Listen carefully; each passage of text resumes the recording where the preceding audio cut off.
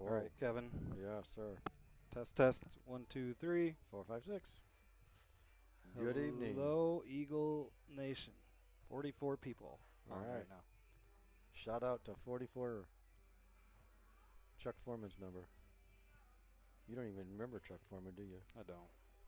Minnesota Vikings, Jerry West. 70s. Okay, let's call Melvin.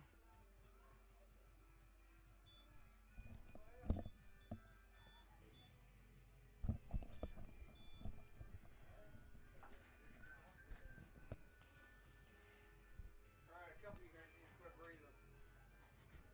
Breathe faster. Well, something. I'll volunteer. Quit letting out the hot air. There's a big fan. Mel, how are you? Mel, can you hear us? Mel? Shoot. Mel, can you hear us? Nope.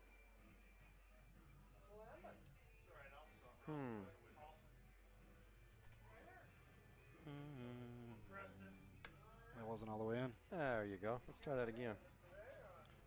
Technology.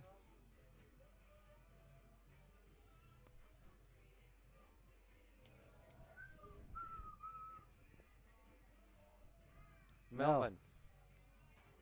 Hey. It works sorry. much better. Let me try that again. See, I got it all out. Gotta make sure everything's plugged in. Yeah, when the cords are plugged in, we can hear you and talk to you.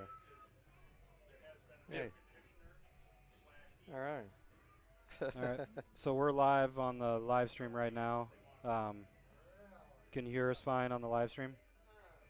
Okay, perfect. Go ahead and do whatever you got to do. And okay, sounds good. And text Kevin or I if we need to turn anything up because we got a new mixer. We have a different mixer tonight than what we normally have.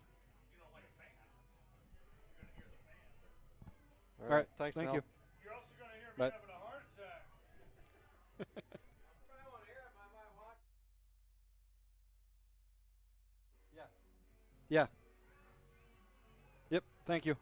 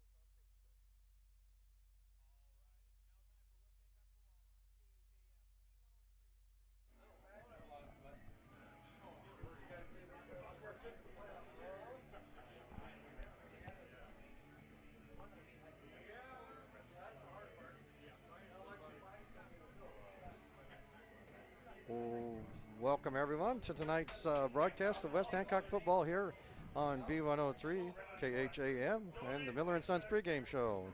After the season opening victory over rival GHV, the Eagles will move on to district play tonight as they host the Newman Catholic Knights.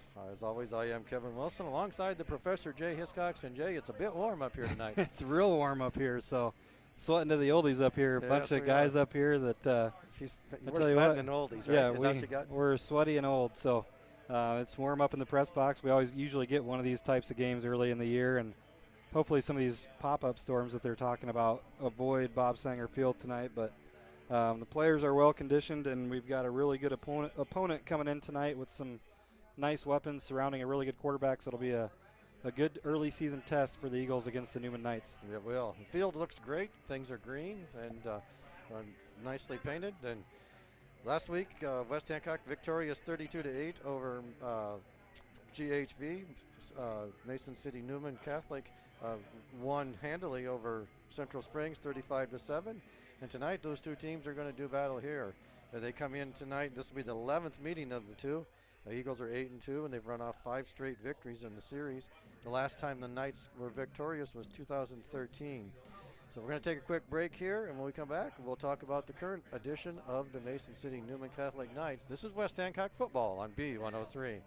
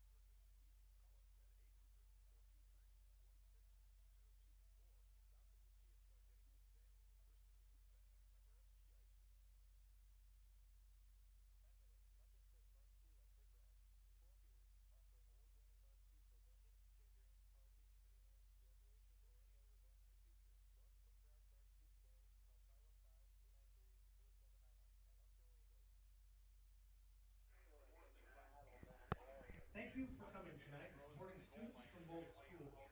All right, welcome back here to Sanger Field. Tonight's pregame show is being brought to you by Miller and Sons Golf Cars in Britt, your easy-go headquarters for golf car sales, service, finance, and leasing. Plus, they sell Cushman haulers and Aluma trailers. Miller and Sons Golf Cars, they're south of Britt on James Avenue. Check out their inventory online at millergolfcars.com. Tonight, Jay, we welcome the Newman Catholic Knights, and they're looking to make some noise here in the district this year. Yeah, they're one of the teams projected to finish towards the top of the district and give these West Hancock Eagles a run for their money. And tonight, Rich McCardle is in his 8th season at the head of the Knights squad, and he holds a 39-29 record, including last week's victory over Central Springs. He has led the Knights to 3 postseason appearances, 2015 and 2018, and a first-round loss to semifinalist East Buchanan last year.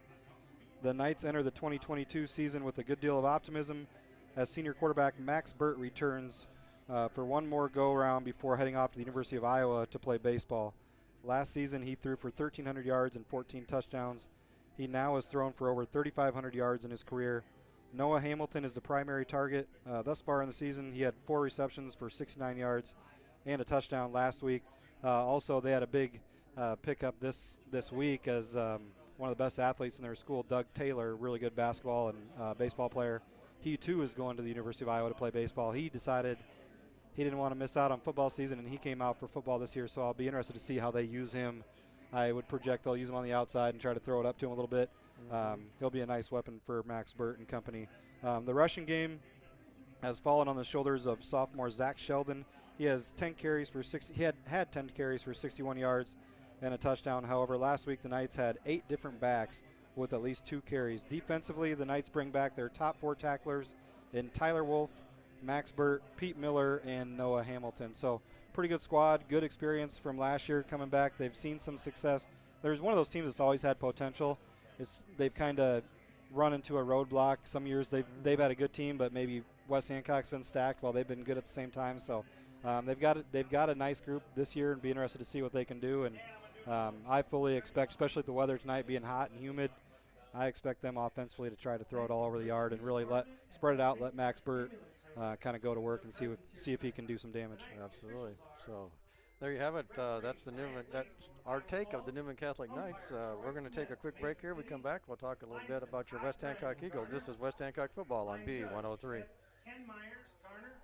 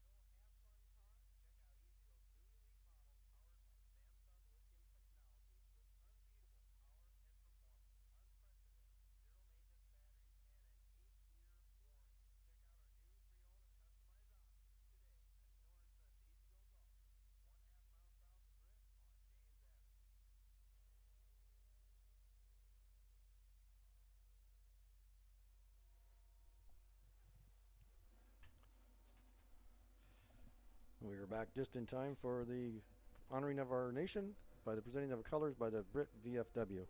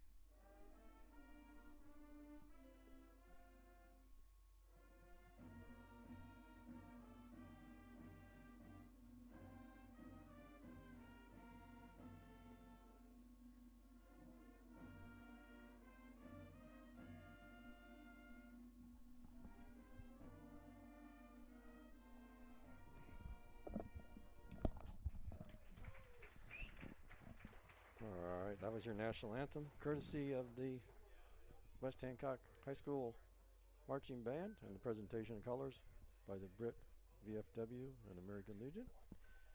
We got to get the new band teacher's name. Mr. Peterson, what's the new band teacher's name? Bethany Tooley. Awesome. Thank you, Bethany. Miss Tooley. Where were we, Kevin? We were going to break down West Hancock. Oh, yeah, Eagles. let's break down the Eagles. Last week, the Eagles recorded a sloppy victory over GHV, 32-8. They recorded 375 yards of rushing. 188 of that came from junior fullback Cale Zool. Jackson Peterson scored 2 touchdowns on just 6 carries, averaging 12.8 yards per carry. Mitchell Smith, Brady Bixel, Jackson Johnson, and Kellen Smith all contributed to the rushing total. Red Iceman and Mitchell Smith split time at quarterback. We talked about Mitchell playing all over the place, and he played linebacker, quarterback, tight end, halfback.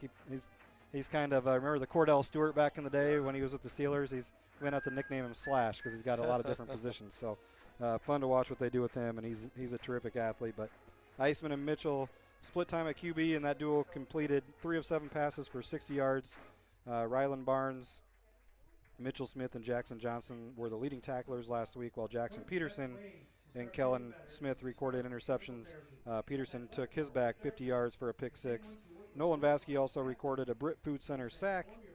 The Eagles defense continued the dominance they exhibited last season as they gave up just 15 passing yards and 71 rushing yards to the Cardinals. Coach Sanger was certainly pleased with the final outcome, but he felt there was plenty of room for improvement, and you see that a lot from week 1 to week 2 in high school football. Right. You got a lot of guys that it's not their first football game, but it's their first Friday night light varsity football game, and there was definitely some mistakes, but we also saw a really nice stretch there late in the second quarter into the third quarter where they played really, really good football. So I expect them to make another big improvement and the challenge will ratchet up just a little bit as well. So keys to the game tonight for the Knights. The Knights' young rushers, they're going to need to find some success if they want to keep the pressure off of Burt when he drops back to pass. If they can be balanced at all, that'll give Burt a much better chance to hurt the Eagles in the passing game. To do that, they're going to need to control the line of scrimmage and elude the pursuit of those really good linebackers that the Eagles have. For the Eagles on offense, the Eagles will be looking to do what they do best. That's run the football. They got to stay ahead of the chains, avoid some of the errors, the penalties that put you behind the chains, and I think we'll see that tonight. They'll do a much better job of that. Defensively, the new look secondary definitely going to get a test here early in the season. Even though the Knights will want to establish it around their best weapon is the right arm of Max Burt, and then slinging it out to Noah Hamilton and Doug Taylor. So it'll be a big test for that secondary and that back seven. Yes, it will. So, well, we're going to jump right into the starting lineups here as the introductions are being made, and they'll have the coin toss shortly. Do know that they always do the coin toss off the field, so it's a formality when they go out there. West Hancock won the toss, elected to defer to the second half, and so they will be kicking, and they'll be going from right to left on your screen or on your radio dial, depending on which mode of listening or watching you're on tonight. So we'll go for the offense for the Knights. Starting at center would be number 72, Logan Lurson. He's a senior, 6 foot 215. The guards, number 52, Jackson Selland, and number 75, Nick Udeloffen. They are both seniors, 5'9", 6'1", 190 and 205 respectively. The tackles, number 78, Cale Hannig. He's a junior, 6'1", 234. And the other tackle is number 70, Aaron Klatt. He's a junior, 6 foot 210. At tight end, listed in the starting lineup, but we might see Taylor there also because he's listed as a tight end.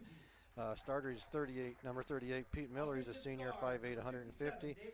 At the split ends for the Knights, there's number 14, Noah Hamilton. He's a senior, 6'4", and number 8, Vinny Joslin, and he's a junior, 6 foot 200 pounder. And then a quarterback, the aforementioned Max Burt, senior, 6 foot 200 pounder. And in the backfield with him is number 21, Zach Sheldon. He's a sophomore, 6'1", 200. And number 33, Gabe Lewerke. He's a junior, 5'9", 135. And that rounds up your Newman Catholic Knights. For West Hancock on defense, and the defensive interior, it'll be 62, Ian Connor, senior, 6'4", 210. And David Smith, he's a junior, 6'1", 210. Those are your two defensive ends. In the interior of the defensive line, number 72, Malachi Reddick. He's a senior, 5'10", 230. And number 71, Brighton Coogee, a senior, 6'1", 215. And the linebacker corps for the Eagles, Rylan Barnes. He's a senior, 6'3", 200. Cale Zuhl and Brady Bixel will split time at the inside position. They're a junior and a sophomore, 200 and 160 respectively. Mitch Smith is a junior, 6'4", 210 linebacker, along with Kellen Smith, a junior, 5'9", 160. And the defensive backs, number 1, Jackson Peterson, number 2, Rhett Eisman, and number 27, Luis Sandoval. So that rounds up your West Hancock Eagles.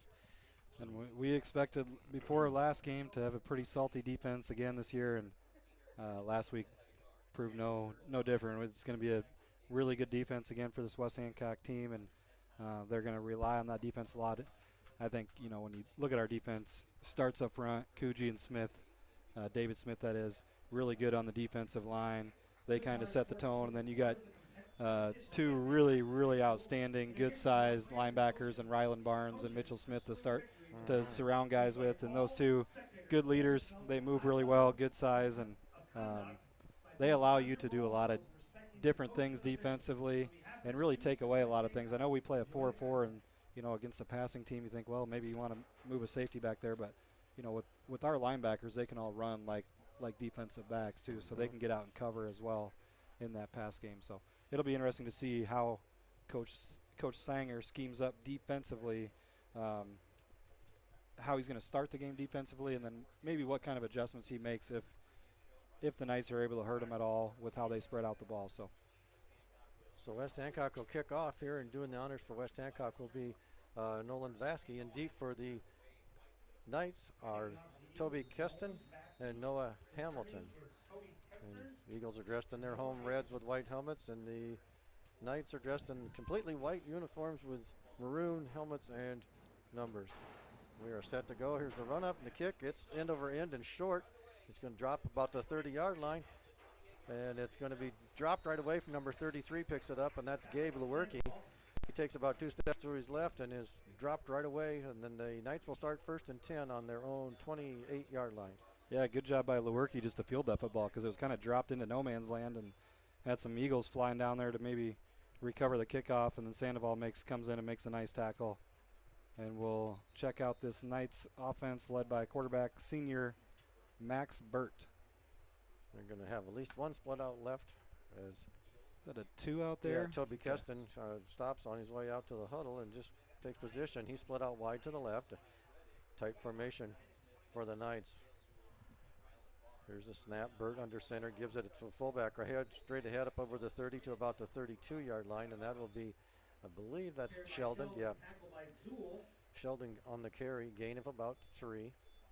Good job kind of submarining, getting underneath guys by Sheldon there because it looked like there wasn't going to be much there initially. He was able to kind of squirt out of that hole and pick up positive yardage on 1st down. And just underway here, Newman Knights and West Hancock Eagles. Split out wide left is Hamilton. Burt looks things over, goes under center, turns, back to pass, fires one out there for Hamilton. It's complete, and he's about 39-yard line. That'll be enough for a 1st down. Gain of 8 on the stop route by Noah Hamilton, and one thing you see there, Hamilton provides Burt is a good sized target, and Hamilton's a good athlete, goes up and picks that ball out of the air, moves the chains, and the Knights have the first down of the game. He, like you said, had a significant size advantage in height. Yeah, he's a good athlete. I remember him from the basketball court, a good rebounder, finishes well around the rim, and those usually translate to the football field as well. Keston right, split out wide right, fake pitch by Burt, rolls out to his right, passes it out here for Keston, and it's over his head, incomplete. Coverage provided by Jackson Peterson, and that'll bring up 2nd down and 10. 10:53 to go here, 1st period. Had a receiver open initially there, but I believe it was Malachi Reddick providing good pressure on Burt. Wasn't able to really get his feet underneath him as he was rolling out here to the near side to make an accurate pass. And now Noah Hamilton will split out wide right. Double wing. Yep, Lewerke in the wing position. Now a man in motion left to right, and they give it to the motion man. I believe that's number 8. He's tripped up from behind by Brighton Coogee. Before he gets to the line of scrimmage, they'll lose a yard, and it'll be 3rd down and 11. It was Joslin on the carry. Great job by Brighton Coogee to get penetration and chase down Joslin as he came in motion. Burt gave him to him on the quick little semi-jet sweep, and Coogee puts him behind the chains to bring up a 3rd and long. 3rd and 11, and we're going to come out with one. We're going to have 2 safeties deep. 2 by 2. Yep, 2 by 2 for the Knights. Pistol formation for Burt. Here's the snap. He looks left, mound back to the right, fires right.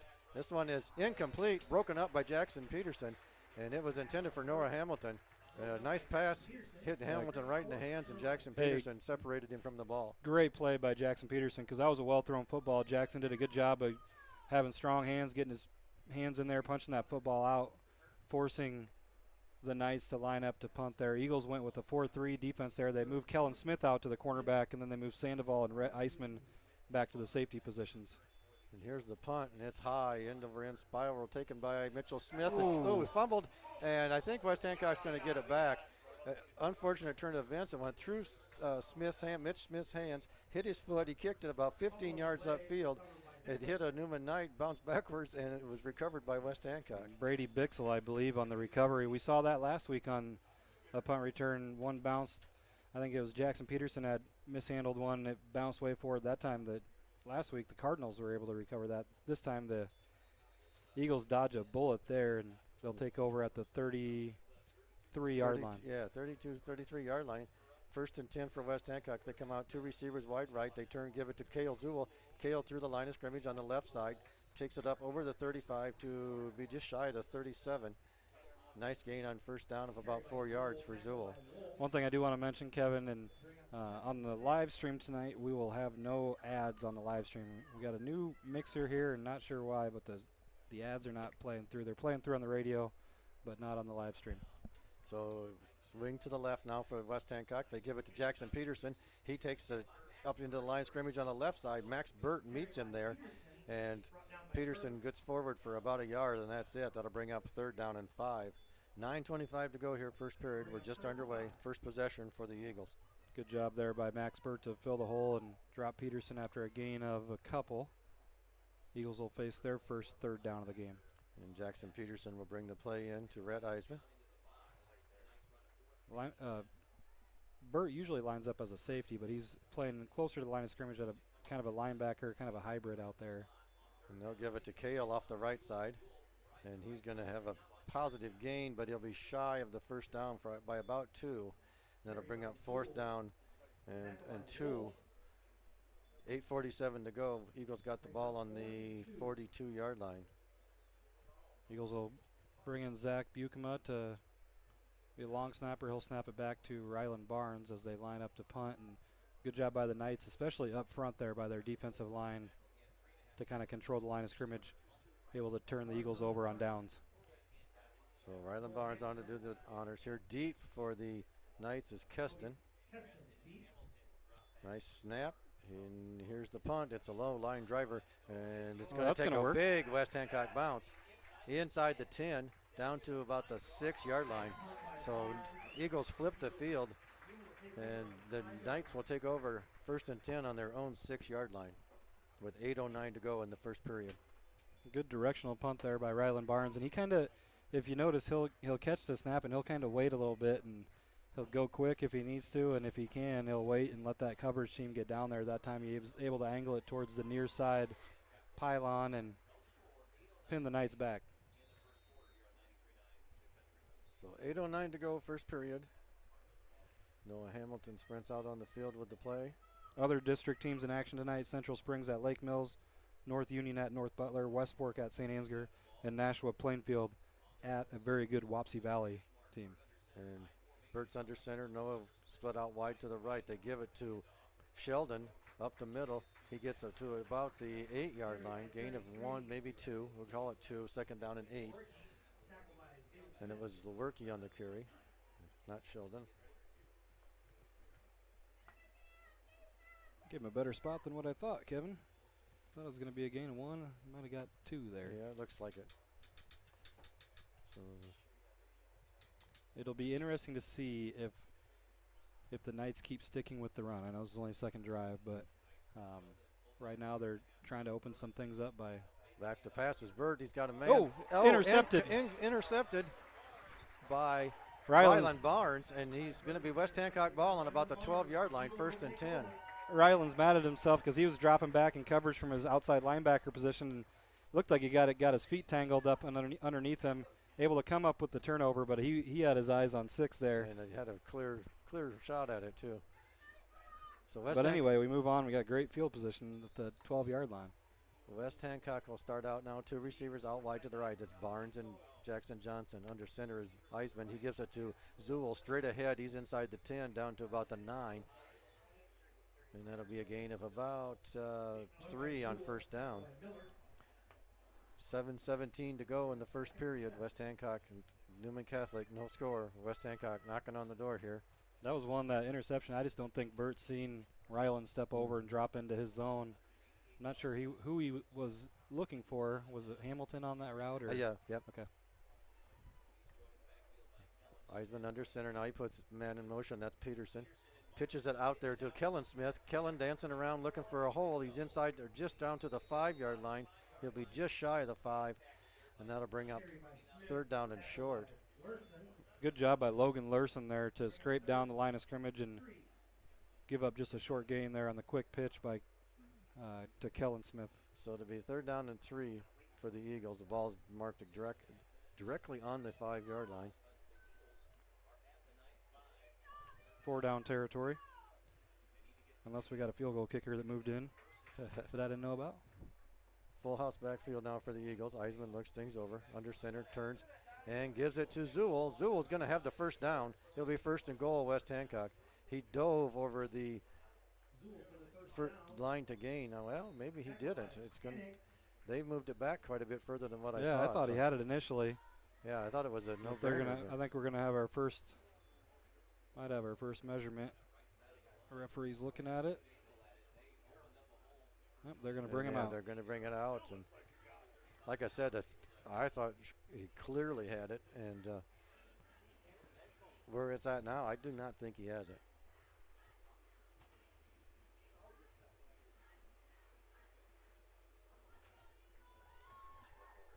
What you got on the weather forecast over there, Well, I Kevin? was looking at the radar here just a few minutes ago and didn't see anything. So Nothing popping up. I no, know. I can see a little bit visually from looking to the north, but First down. it is a first down. I thought he was going to be short. By But about a quarter of a football, it looks like. Yeah, around the area, there's some games that were. I know Charles City and New Hampton were starting early tonight because of possible weather. And then on my way over here, I saw some of the CIML teams had already started to try to stay ahead yeah, of there's any some. storms that might pop up. Looking at the radar, there's some stuff up north of the border into Minnesota. But full house backfield for the Eagles. They give it to Cale Zool, and he's in for the touchdown. It'll be a 3-yard touchdown run for Cale Zool. And the Eagles are on the board with 5:54 to go in the first period. Zool finds a hole alongside the left side of that offensive line and gets on the board for the first score of the game thanks to the interception by Ryland Barnes to set him up. Ryland Barnes with a great punt to pin him back to the 6, and then picks off a Max Burt pass on the second play of their drive, sets the Eagles up inside the red zone, and Zool does the rest, putting West Hancock on the board. So the Eagles will go for 2 here. They'll come out in a full house backfield. Smith, Johnson, and Zool in the backfield. And the give is to Zool off the left side, and he's going to be in for the 2-point conversion. So with 5:54 to go in the first period, it's West Hancock 8, Newman Catholic Knights 0. This is West Hancock football on B103.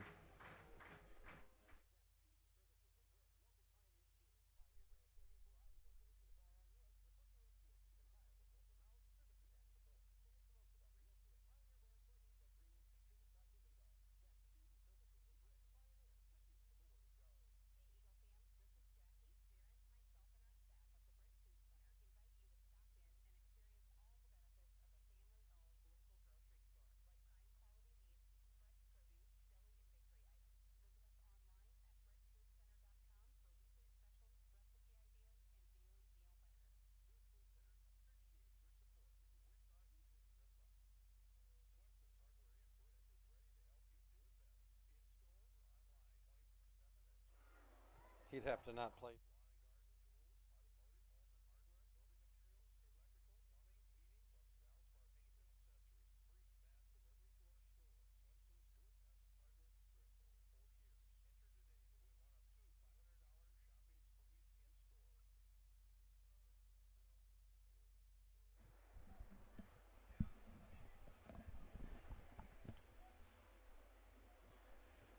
All right, welcome back. 5:54 to go, first period. West Hancock up 8-0 over the Newman Catholic Knights.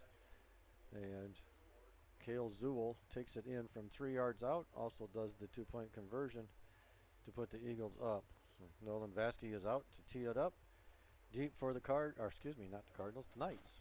Knights are Noah Hamilton, Toby Keston. Zool's second touchdown of the year. He had one last week. Is that right? I believe that's correct, yes. I was trying to think how many. We had, I believe, 8 different rushers as well. Yes, we did. Last week. We had to change your stat sheet. Yeah. Nolan Vasquez run up. He kicks it end over end short, taken by Hamilton at about the 24-yard line. He's up over the 25-30 and dropped. Ball's out, and it's recovered by the Knights. Hamilton get the ball out, and it was back at the 31 or 2-yard line. Yeah, Jackson Johnson came flying in, got a helmet right on the football, scored it out right along that Eagle sideline, but I didn't see who the Knight was that was able to jump on it. I did not. As Nate Lemon would say, Johnny Knight on the fumble recovery. Alex Bosch is what Vance is telling me on the fumble recovery. So it'll be 1st and 10 from the 32-yard line for the Knights.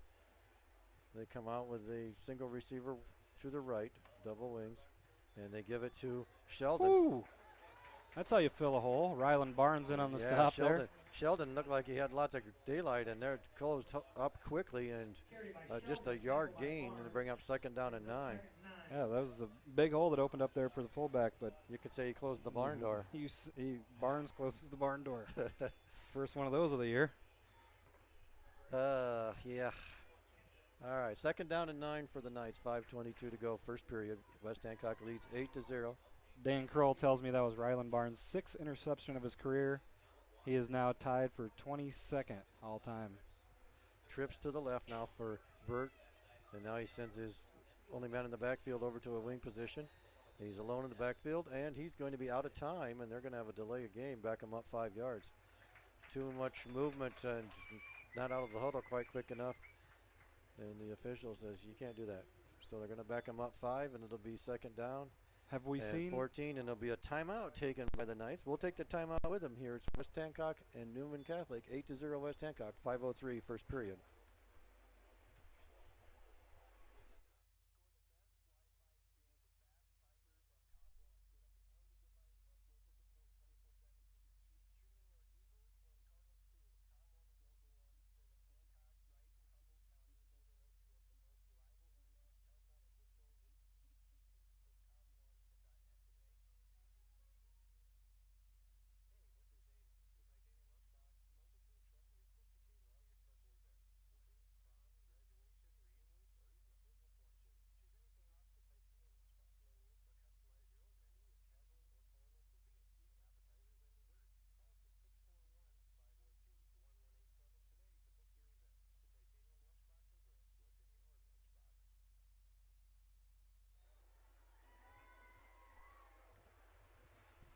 All right, welcome back.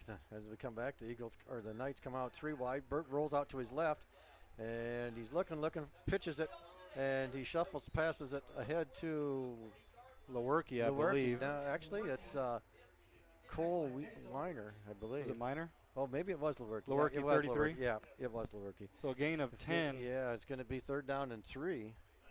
Yeah, good job by Burt just to be creative there as he was sprinting out to his left, and David Smith was rushing upfield. He was able to get underneath him and then just kind of shovel the ball forward to bring up a 3rd and manageable. Now a single receiver out wide right, pitches it out to Joslin. Joslin has the corner, has some room to run. Kellen Smith in on the tackle, but not before he takes it into West Hancock territory down to about the 43-yard line. So a nice gain that time by the Knights into West Hancock territory for the first time tonight.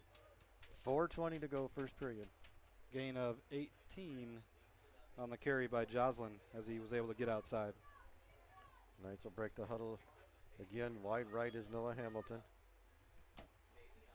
Burt under center, unbalanced to the right. They give it to Sheldon straight ahead. He's got a big hole, knocks his own man down, and he takes it down to about the 29-yard line, and that's going to be good for another first down for the Knights.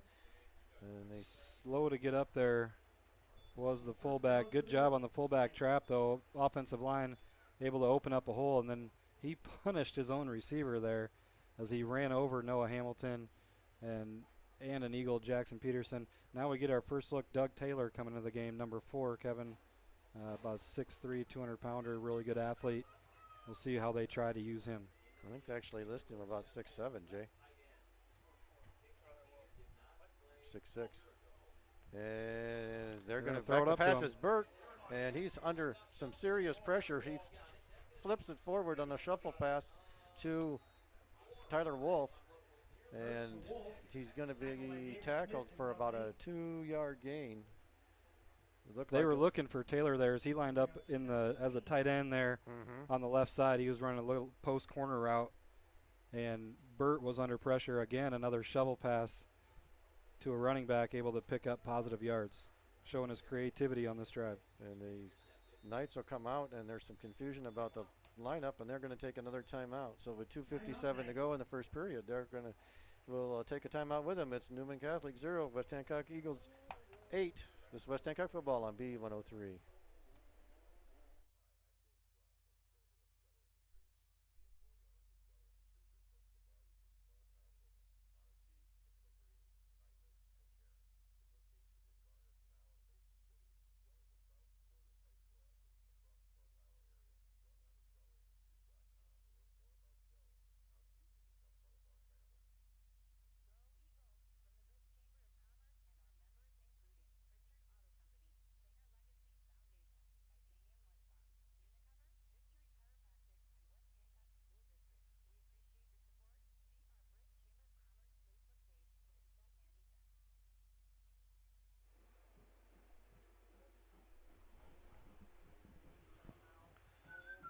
All right, welcome back here, Sanger Field. Out of the timeout, the Knights are facing a 2nd down and 7.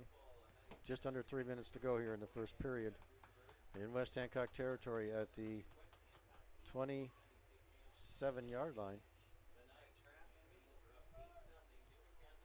Single receiver to the right. They give it to Joslin, who was in motion, and he's getting strung out and dropped for a loss. Clear back at the 31. Ryland Barnes cut through there and brought him down. Ryland Barnes making the play for player of the game. Yes, right? he is, and he made some really nice open field tackles last week against GHV. He's doing it again this week, filling the hole really nice. That time making a nice open field tackle, and obviously the interception that he came up with to lead to West Hancock's first score of the game. So now it's third. Went from 2nd and 7 to 3rd and about 12 for the Knights. They come out. Noah Hamilton split out wide right. Burt under center. Joslin in motion. Fake the handoff to Joslin. Intend to pass out there for Lewerke. It's incomplete. And that'll bring up 4th and 12 for the Knights. 2:16 to go first period here at Sanger Field. 7th pass attempt of the game for Max Burt. He's 3 of 7 through the air, 21 yards, and the 1 interception. So the Knights facing a decision here. They're deep in West Hancock territory, but running a lot of different guys onto the field, and clock's running down, and kids are still looking over at their coaches for a play call. And they're only got 1 timeout left. Yep, 7 seconds, 5. And back to pass is Burt. He looks out left. He just fires one way out there. And this one is incomplete. Broken up. It was intended for Joslin out there. It was a great job by Kellen Joslin. Smith to drop back in coverage. And he had an eye on that football the whole way, able to go up and make a play on the football, knock it down to the turf, and the Eagles will take over on downs at their own 31. Yep. With 2:10 to go in the first period. So West Hancock, after a promising drive. Nice drive there by the Knights. Yeah, the Knights moved the ball. Unable to convert it into points, though. West Hancock will break the huddle. Wing to the left as Eisman goes under center and gives it to Jackson Johnson off the left side, and he gets forward for about a yard. That'll bring up 2nd down and 9, a little more than a yard. That time it was a good job by Sheldon to get upfield from his linebacker position and take away that outside running lane. Johnson, that's really all he could do was cut it upfield and just get some positive yardage, as there was Knights everywhere, Kevin. 1:45 to go in the first period. Eagles have the wing to the left. They give it to Zool off the right side. He puts his head down, runs through into the pile, and he takes it up near the 35, just beyond the 35 to about the 36-yard line. And it'll be 3rd down and 5. 19 yards on 6 carries for the junior fullback, Cale Zool. West Hancock bringing in some new personnel now. Got to believe they're going to go with Mitchell Smith here in the shotgun formation. So the Eagles expect them to come out 2 to the left, none to the right. And the shotgun formation with Mitch, and Mitch takes it off to the left side. He's got first down territories. He takes it up over the 45 to about the 46-yard line. That'll be a first down for the Eagles. 1 minute to go here in the first period. Mitch's first carry of the game. Looks like West Hancock going to stay in gun here, as Sandoval or Peterson, I believe, was the player that brought in the play. Wouldn't be surprised to see a repeat of that same play, just to the opposite side, Kevin. And they have 2 receivers, Sandoval and Peterson out to the right. They give it to Mitch, keeps it, and he was caught in the backfield, but he wiggles out of it, takes it forward. He's going to be dropped right on the midfield stripe, and it'll be a gain of 5 yards, bring up 2nd down and 5. Really good run there by Mitchell Smith. That's a weight room run, as looked like he was tackled in the backfield. That was Jonathan Olson, who got good penetration back there. Smith able to break free, get upfield, and pick up a nice gain on first down. So 20 seconds to go here, probably the last play of the first period. Ball right on the midfield stripe for West Hancock, 2nd down and 5. Here's the snap. Smith keeps it again and gets out of a tackle, over the 50, down to the 45. First down yardage for Mitchell Smith. He should have been tackled 3 times before he finally does go down, and he'll go down into Newman Knight territory at the 44-yard line. Tough run by the Eagle junior quarterback, running back, linebacker, tight end. We'll just call him Slash for now on. Slash. But really tough run there by Mitchell Smith. And that will bring us to the end of the first period, and at the end of the one, it is West Hancock 8, Newman Catholic Knights 0. This is West Hancock football on B103.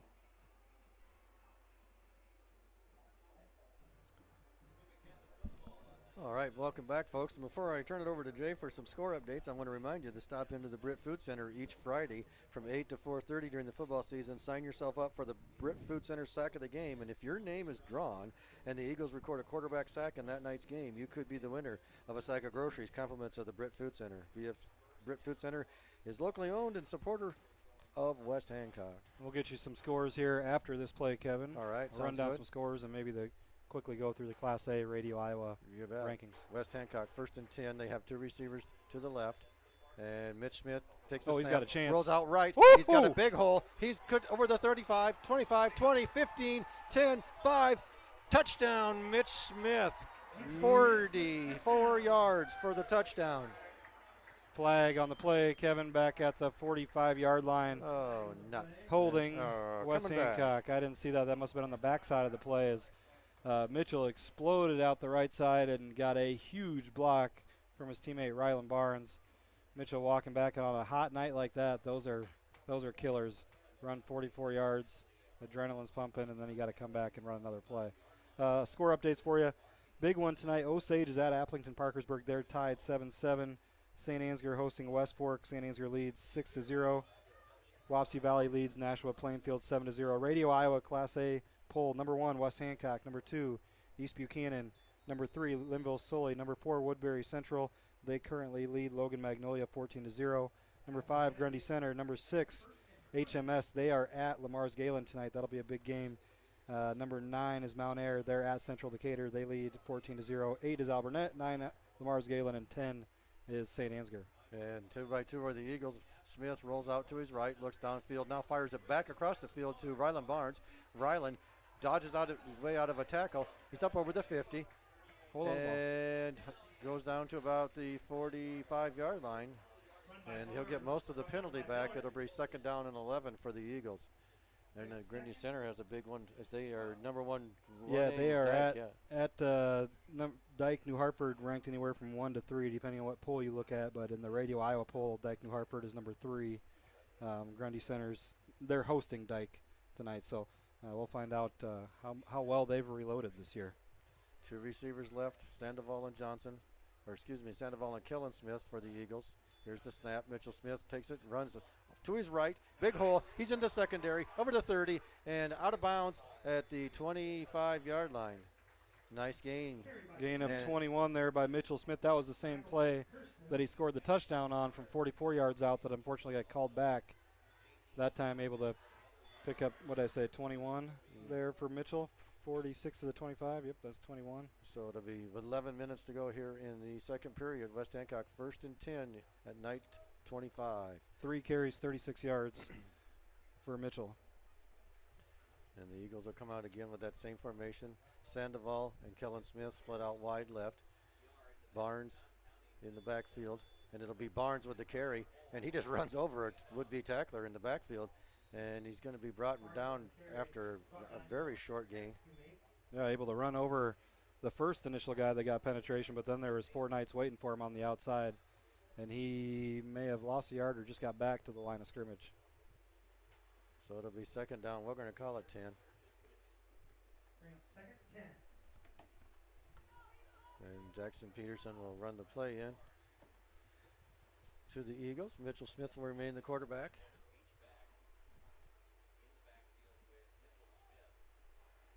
Jackson Peterson wing to the right. Barnes to the right of Mitchell Smith. Mitchell pulls it down, runs to his right, got a good block, dodges a tackler, and pushes another one out of the way before he steps out of bounds. We'll see where they mark him at. By Sheldon. Your 3rd down and a short 5 with 10 minutes to go here and before the halftime break. We'll have a special interview for you at halftime. Introduce you to a new body here at West Hancock. The new athletic director. And he's tall, just like the other athletic director. He's a tall drink of water.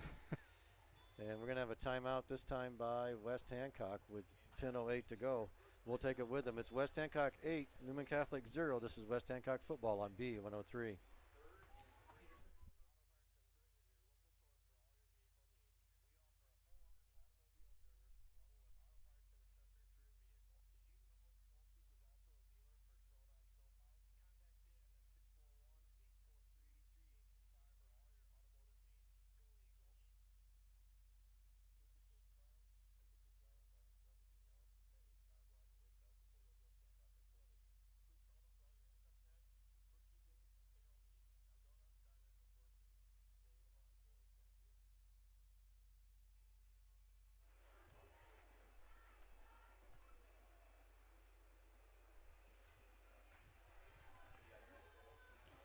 right, welcome back. Hot, steamy night here at Sanger Field. 10:08 to go before the halftime break. And I think that timeout, that hot, steamy night, had a lot to do with that timeout. I think you're right. There are some tired players out there, and Eagles want to make sure got some important plays coming up here with 3rd and short and possibly a 4th down. So they wanted to make sure that they were all on the same page, get refreshed, and come out here and pick up this 1st down. Heisman back in under center with a full house backfield.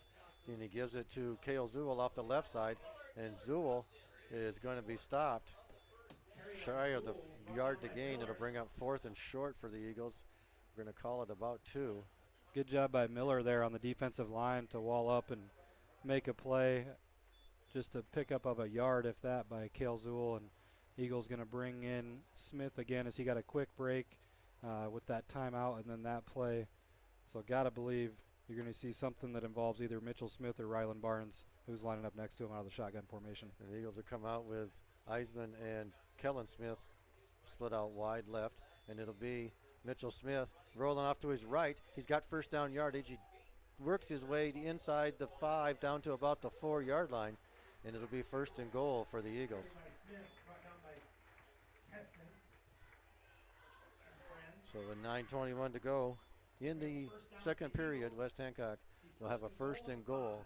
Basically some old school single wing football, and it's a kid that runs like a fullback playing quarterback, and oh yeah, he can throw it around a little bit too if he needs to. So fun to watch the progression of Mitchell Smith. He really came on late last year and then into the playoffs, and he's going to have a big impact on this season. Jackson Peterson wing to the right. Mitch turns, gets the ball, hands it off to Barnes. Barnes in for the touchdown. Rylan Barnes, a 4-yard touchdown run. Barnes caps off a really impressive drive. After Newman had something going offensively, Eagles were able to turn them over on downs. They take over at their own, I believe it was the 31-yard line. They marched down 69 yards to get their 2nd touchdown of the game. They lead now 14-0. 8:55 to go, and they'll go for 2. They come out, Mitch Smith at quarterback, Barnes in the backfield with him. Jackson Johnson in motion, right to left. Back to pass is Smith, and he hits Jackson Johnson wide open for the 2-point conversion. So with 8:55 to go, it's West Hancock 16, Newman Catholic Knights 0. This is West Hancock football on the Eagle Sports Network.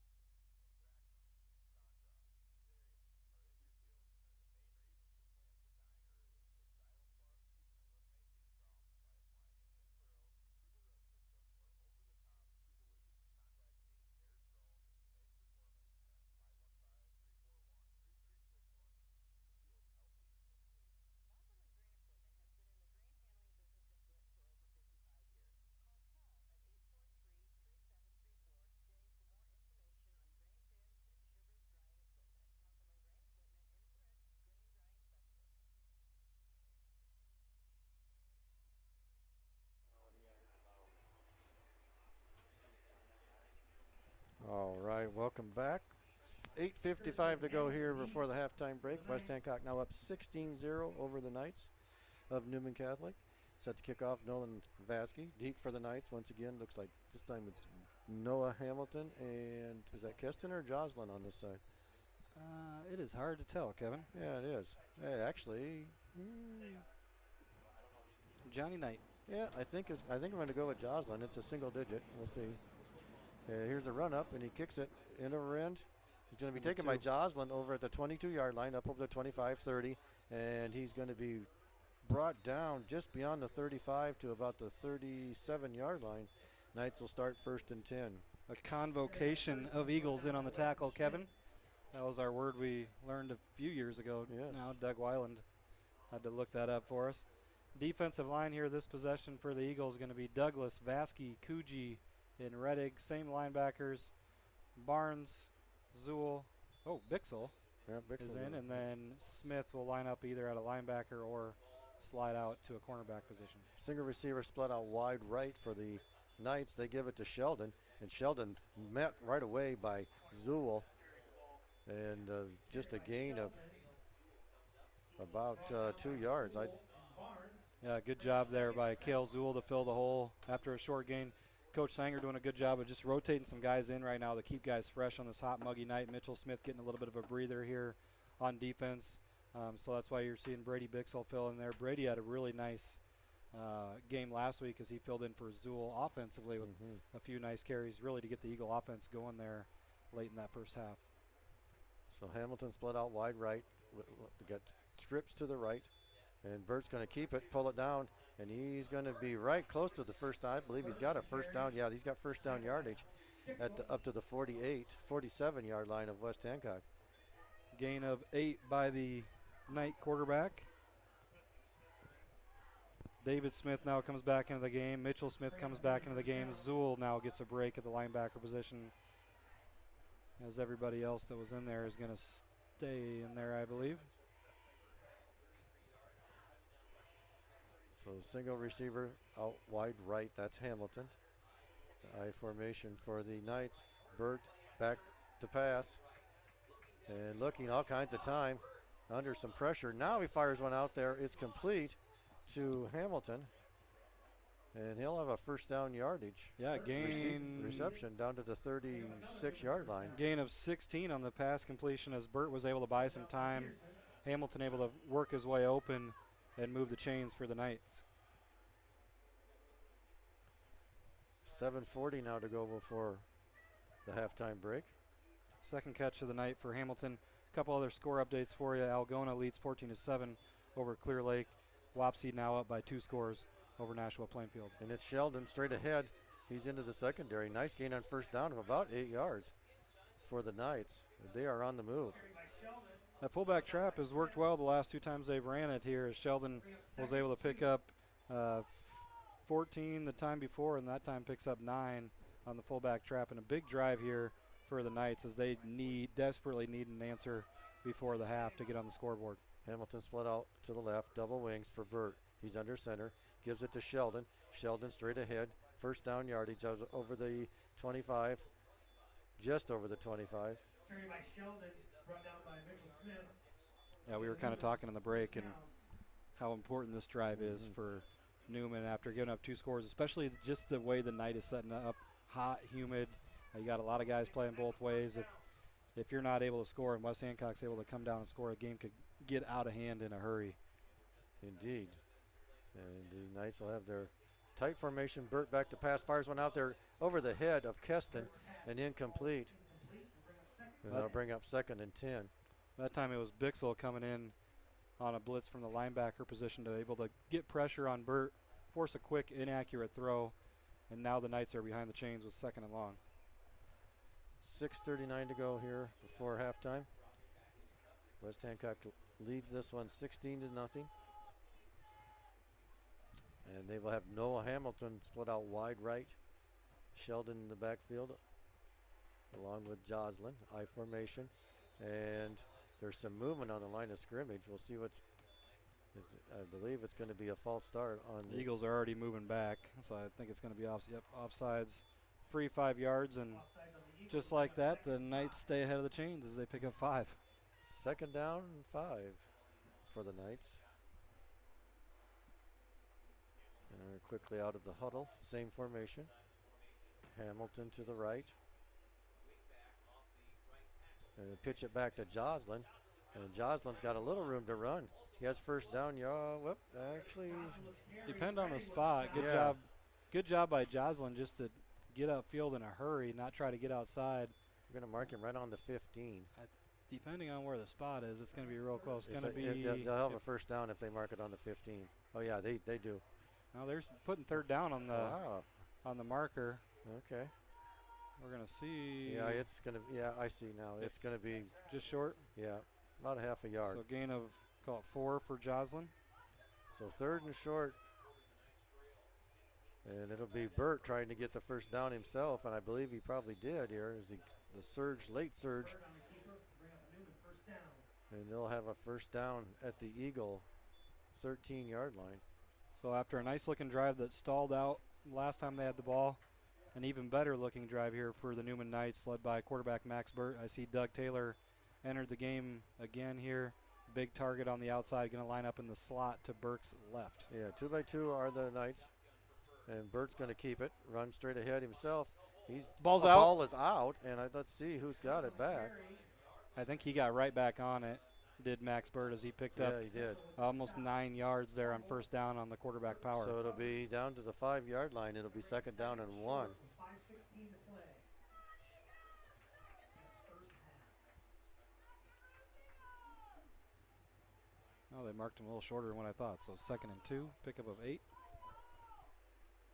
So it's right on the 5-yard line. They'll come out in a single receiver, and it's going to be a timeout for West Hancock. They'll try to regroup here. 4:58 to go before the halftime break. 16-0, West Hancock leads. This is West Hancock football on B103.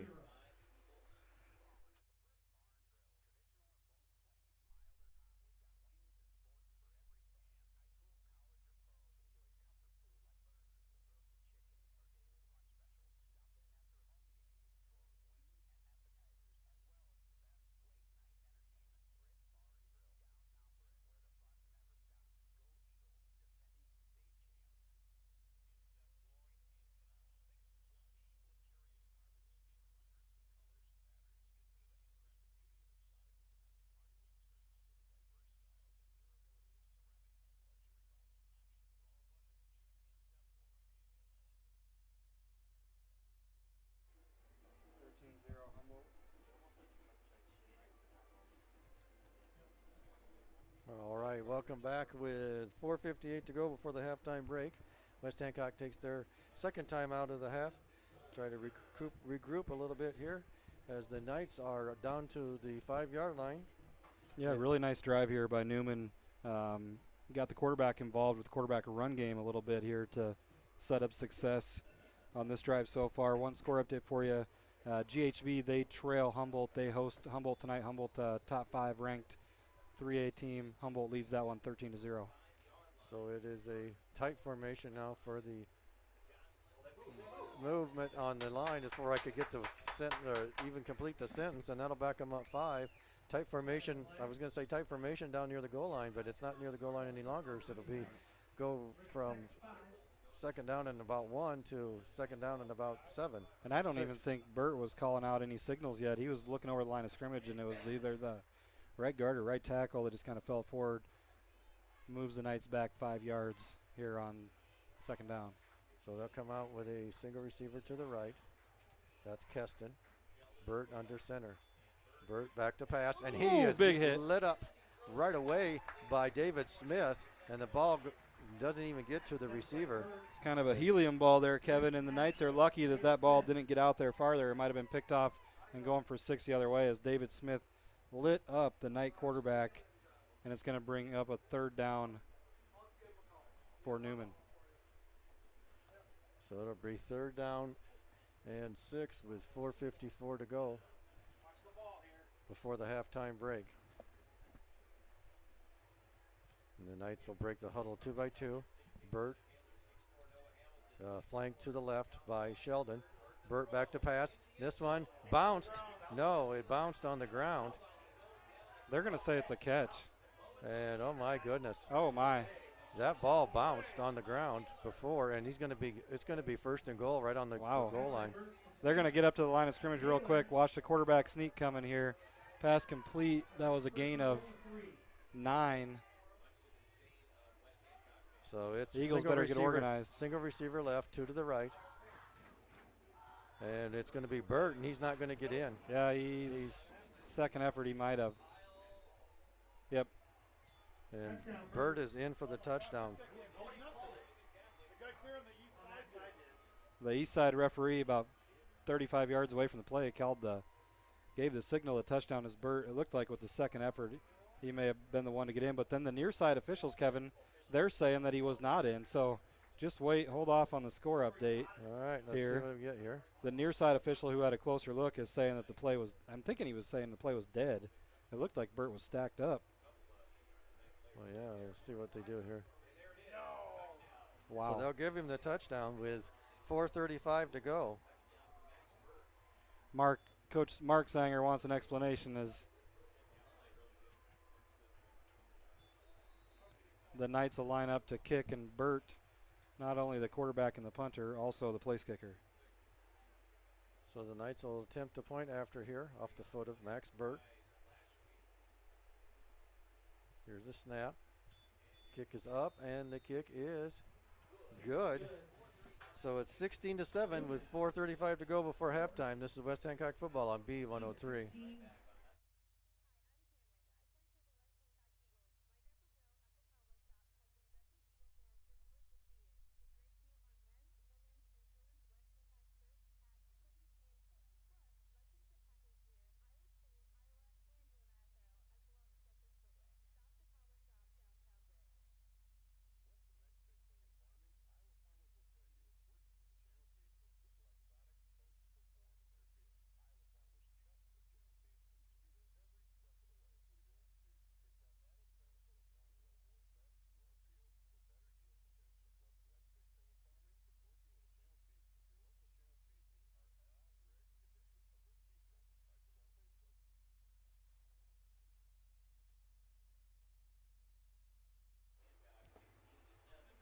All right, welcome back. 4:35 to go. Newman Knights get on the board. They still trail 16-7 to the West Hancock Eagles.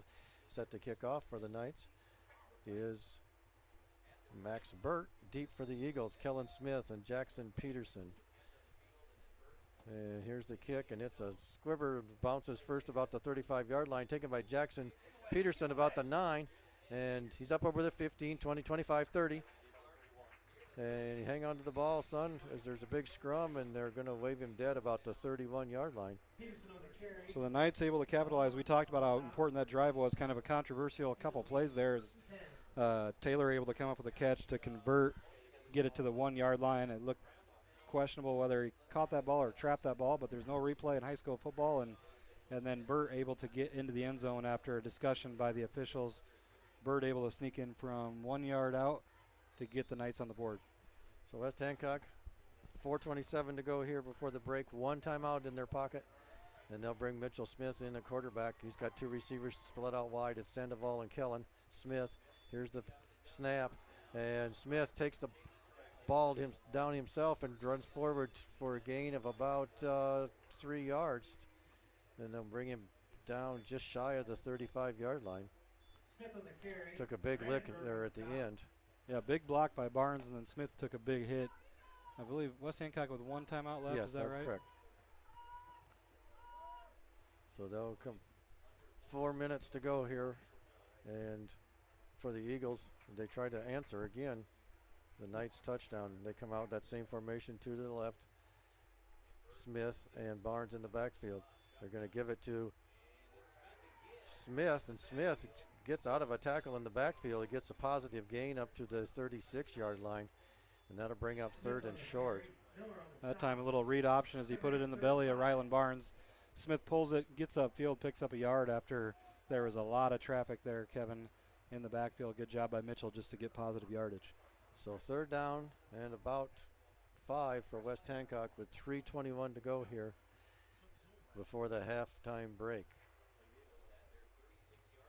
And Mitch Smith will break the huddle. 2 receivers left, 2 to the right. And he'll roll out to his right. Now he'll throw it back to Barnes. Barnes has a block. Good He's block. got some room to run. He's got 1st down yardage. Oh, that's going to be a hold. He's over the 50, and he could go all the way, but as Jay said, there's a flag back it was at an obvious.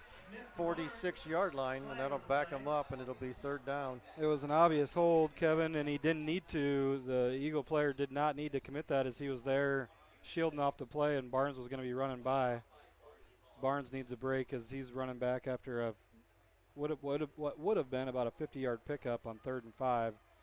From the spot, Kevin, I believe it's going to be 3rd and 5. Yeah. Pretty similar to where they were lined up as far as the line of scrimmage. So completion to Barnes, but it's going to come back. So they will do it again, 3rd and 5, 2:52 this time. Really well executed play there by West Hancock. And again, I'm not going to argue that call because everybody up here could see it. We were just kind of hoping maybe the referees didn't see it, as it unfortunately it was right in front of that referee. So the Eagles exchanging personnel now. Again, a hot, steamy night, clouding up a little bit as we speak. So far, no rain as the Eagles come out 2 by 2. Smith in the Mitch Smith in the backfield with Kellen. He fires one out there, incomplete, intended for Sandoval. That'll bring up 4th and 5 for the Eagles, and they'll bring in the punt team. Punt team will come back in there, and the unfortunate thing there is Barnes, after picking up 50, he was winded, needed a break, and he's one of your biggest weapons in the passing game, and he was not out there on that 3rd down attempt that fell incomplete. So the Eagles will punt it away here with 2:48 to go before half. Back deep for the Knights will be Noah Hamilton, and he keeps backing up as he goes. He's about standing on his own 30 right now. Here's a snap is good. Barnes gets the punt away. Low in for over end. Nice Eagles bounce, and it'll go out of bounds at the 18, 19-yard line somewhere. Another good punt there by Rylan Barnes, and that time again he waited and waited and waited before he let that go, and the coverage team was well downfield. Hamilton wanted no part of fielding that punt and able to flip the field on the Knights. They'll take over at their own 20, Kevin. 2:40 to go. Newman also with just one timeout here in the first half. One timeout left. 80 yards from pay dirt for the Knights. St. Ansgar leads 20-0, Kevin, over West Fork in another district matchup. Noah Hamilton split out wide right. Burt under center. And he turns and gives it off to Joslin. Joslin's going to get dropped from behind. David Smith, great pursuit from the opposite defensive end position, able to run down Joslin as he was kind of waiting for a hole to open up, and Smith closed the door on the backside. So that'll bring up 2nd and 10, no gain on that. The clock keeps rolling, 2:18 and counting. The Knights are exchanging personnel also. They run a lot of different personnel. You alluded to it in the pregame. They had 8 guys with 2 carries or more last week. They sub in about 2-3 guys between every play. And they have a single receiver right, 3 to the left, excuse me. One man in the wingback position, Burt. And a timeout. Did they get delay a game. No, there's going to be a delay of game. I don't think they got the timeout. Yeah, I heard one of their coaches up here in the press box was calling for a timeout, and I think it was some miscommunication on the outside with Taylor and McGuire. They were trying to figure out who was going to line up on the line of scrimmage and who was going to be off. Burt was trying to direct him who needed to be on the line of scrimmage, and the play clock ran out. Second delay of game against the Knights in this one. So 1:52 to go. Now they'll have a 2nd and 15. That'll back them back up to the 15-yard line. And they'll bring in some more personnel exchange.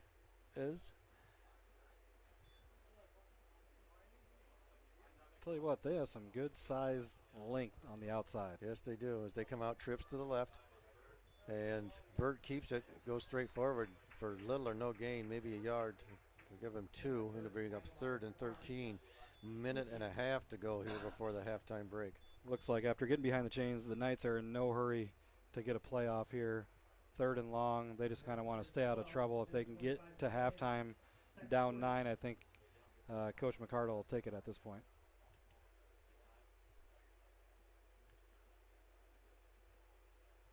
So 2 by 2 are the Knights.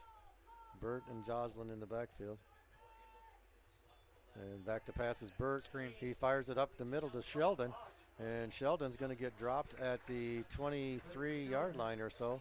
Really good job by, I believe that was Rylan Barnes to recognize that screen. That was nicely developed, but too much of a hole that the Knights were in to pick up a first down. Going to bring up a 4th down. The Eagles will call timeout, and we'll keep it here, Kevin. The Eagles have forced the Knights to punt here, and you never know, lightning could strike. We don't. We hope not. Yeah, we don't want to say that some too weather loud, rolling in, but yeah, you never know. Last week we saw a couple snaps, high snaps over the GHV Cardinals' heads, and you never knew in high school football. So good job by the Eagles to get a stop there, get themselves a timeout, and hopefully make a big special teams play and see if they can't get a score here before the half, as they will be receiving the kick, I believe, in the second half, right, Kevin? They will. Won the toss and deferred. That is correct.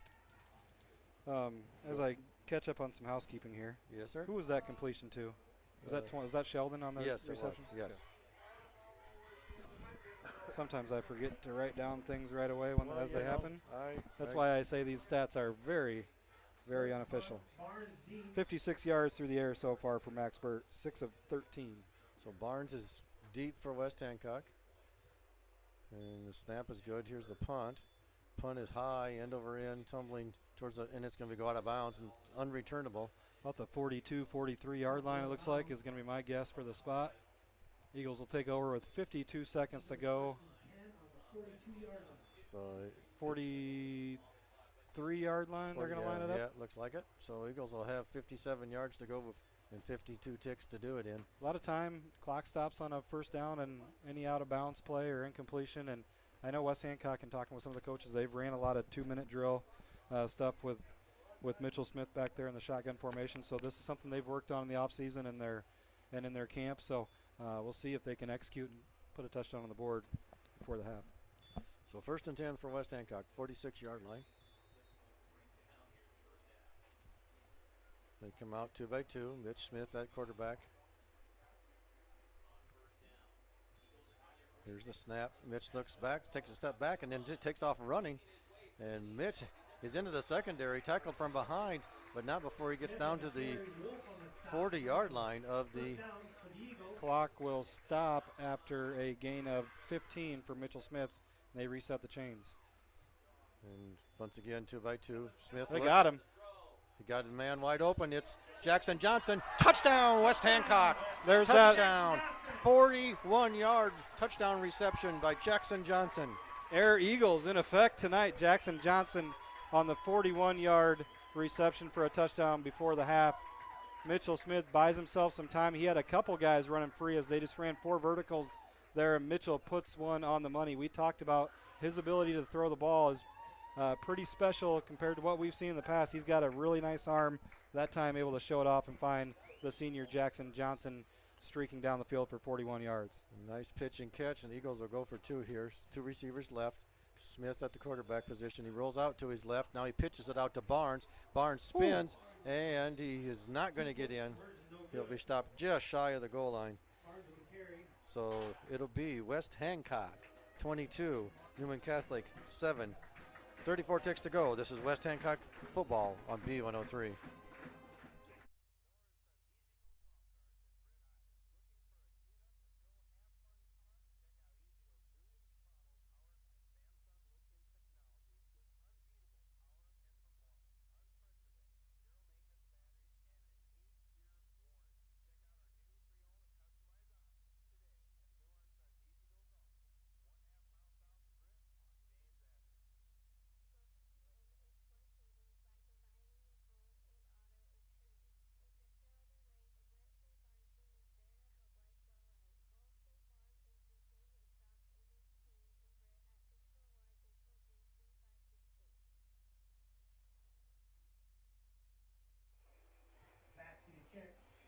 All right, welcome back, folks. And we're just talking. Apologize to those watching on the live stream. Our camera lady. We forgot that she leaves right before the half to go be down there with the band, and that's our fault. We missed the camera following the action there, so I'll slide over here, Kevin, and all right, I'll try my best. No promises. I can get it too, we're good. Jackson, Nolan Vasky set to kick off. High end over end, taking about the 17-yard line. And that's Keston. He's up over the 25, 30, 35. Going to be brought down just shy of the 35, actually. And that'll be 28 ticks to go here in the first half. And you got it? Yeah, West Hancock leading this one now 22-7 over the Knights of Newman Catholic. Big play there on the pass play from Mitchell Smith to Jackson Johnson. And we've talked about it all preseason long. We saw a little bit of it last year. Mitchell's got he's got some special arm talent, and we've seen how good he is at running the ball, but he can really sling it too when he needs to. A nice job by Johnson getting open there. This one's first completion to Taylor, and he's brought down at the 40-yard line. Kellen Smith, after a short gain, brings him down. It's a gain of 5 with 18 ticks to go. It'll be 2nd and 5 for the Knights. They're up to the line of scrimmage quickly. 2 receivers each way. Burke in the backfield. He looks right. Now he fires one out there. He's got go get it. Noah Hamilton, and that nice one play. Nearly intercepted by Jackson or Peterson. good job there by Jackson Peterson to be in phase and then find the football against a bigger target, a bigger opponent in Noah Hamilton, who he gives up a few inches to, but Jackson able to make a play on the ball as it falls harmlessly to the turf, and might see Burt show off his arm here with just 5 seconds to go in the half. And the Eagles 3 down linemen. Everybody else is back right now. There's Burt. He's got lots of pressure. He's looking things over, and he does fly one out there. And this one's going to be knocked down by Mitchell Smith. And that will end the half. So at the end of the first half, it's West Hancock 22, Newman Catholic Knights 7. We'll take a break here, and we'll come back for the McNeese Tire halftime show and a special guest, West Hancock Athletic Director Jalen Sickles. This is West Hancock football on B103.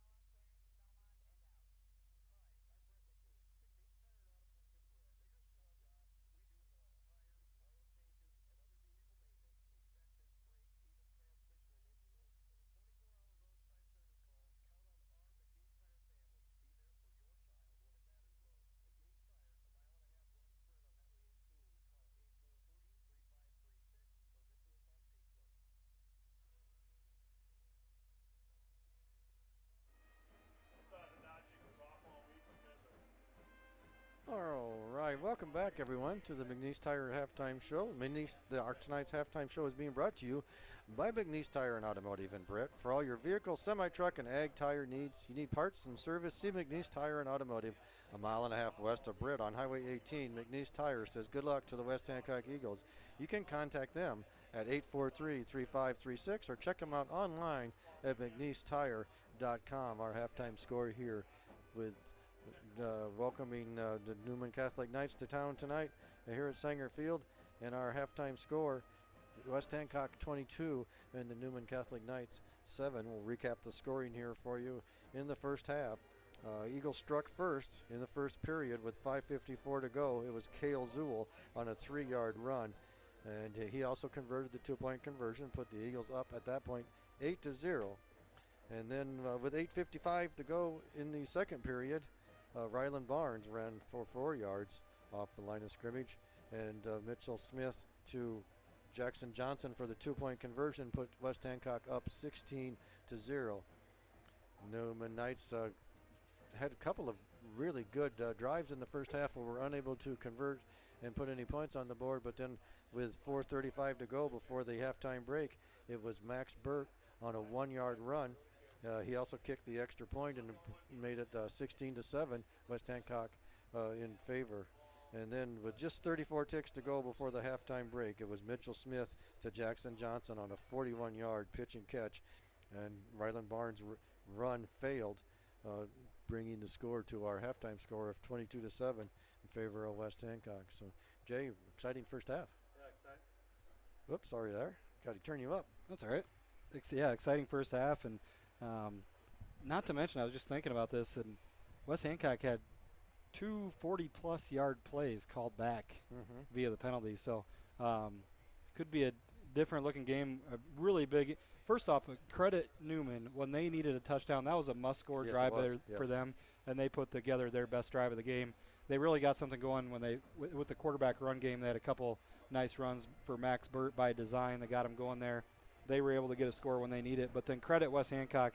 They were able to get a stop, get the ball back with, 58 seconds and no timeouts, and able to execute that 2-minute offense, as I believe it was Smith with the first down pickup on the ground, about 12 yards.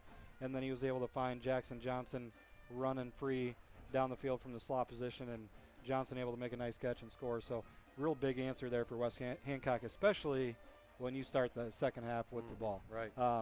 Could make a big difference. Yeah, in this you game. can put the first nail in here if you can come down and execute and get a score on that first drive. For the Knights in the first half, they ran for 69 yards on the ground. They were led by the fullback Sheldon. He had 27 yards on 7 carries. Burt had 20 yards on 5 carries, including that 1-yard touchdown run that Kevin alluded to in the scoring summary. Max Burt was 7 of 15 through the air in the first half, 61 yards, but did have that one interception that set up the first score of the game by the Eagles. That was made by Ryland Barnes. In the receiving department, Noah Hamilton leading the way, 2 catches for 24 yards. And then Sheldon had a catch for 10. Taylor had a catch for 5.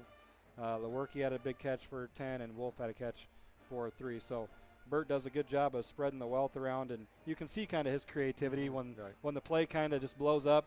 He's not the fastest guy in the world, but if you watch him compete, he's a super heady kid, whether it's baseball, basketball, football. He knows where he needs to get out of trouble and find guys, and he was able to do that on a couple plays where he was able to find somebody on a shovel pass to keep a drive alive. For West Hancock, I had them running for 106 yards in the first half. Again, about 80 yards coming back on 2 big plays via penalty. Cale Zool, 7 carries, 20 yards in the first half, including the first touchdown of the game. Mitchell Smith, 8 carries, 75 yards from his quarterback position. Jackson Peterson, a carry for 2. Kellen Smith, 1 carry for 4. Jackson Johnson, a carry for 1. Ryland Barnes, 2 carries for 4 yards, including 1 being a 4-yard touchdown, and no other Eagle carried the ball there in the first half. Mitchell Smith, 3 of 4 through the air, 61 yards, including a 41-yard touchdown to Jackson Johnson. All right. Thank you, Jay. You're welcome. Excuse me. We're going to take a break here, and when we come back after the break, we'll have an interview with new West Hancock Athletic Director Jalen Sickles. This is West Hancock football on B103.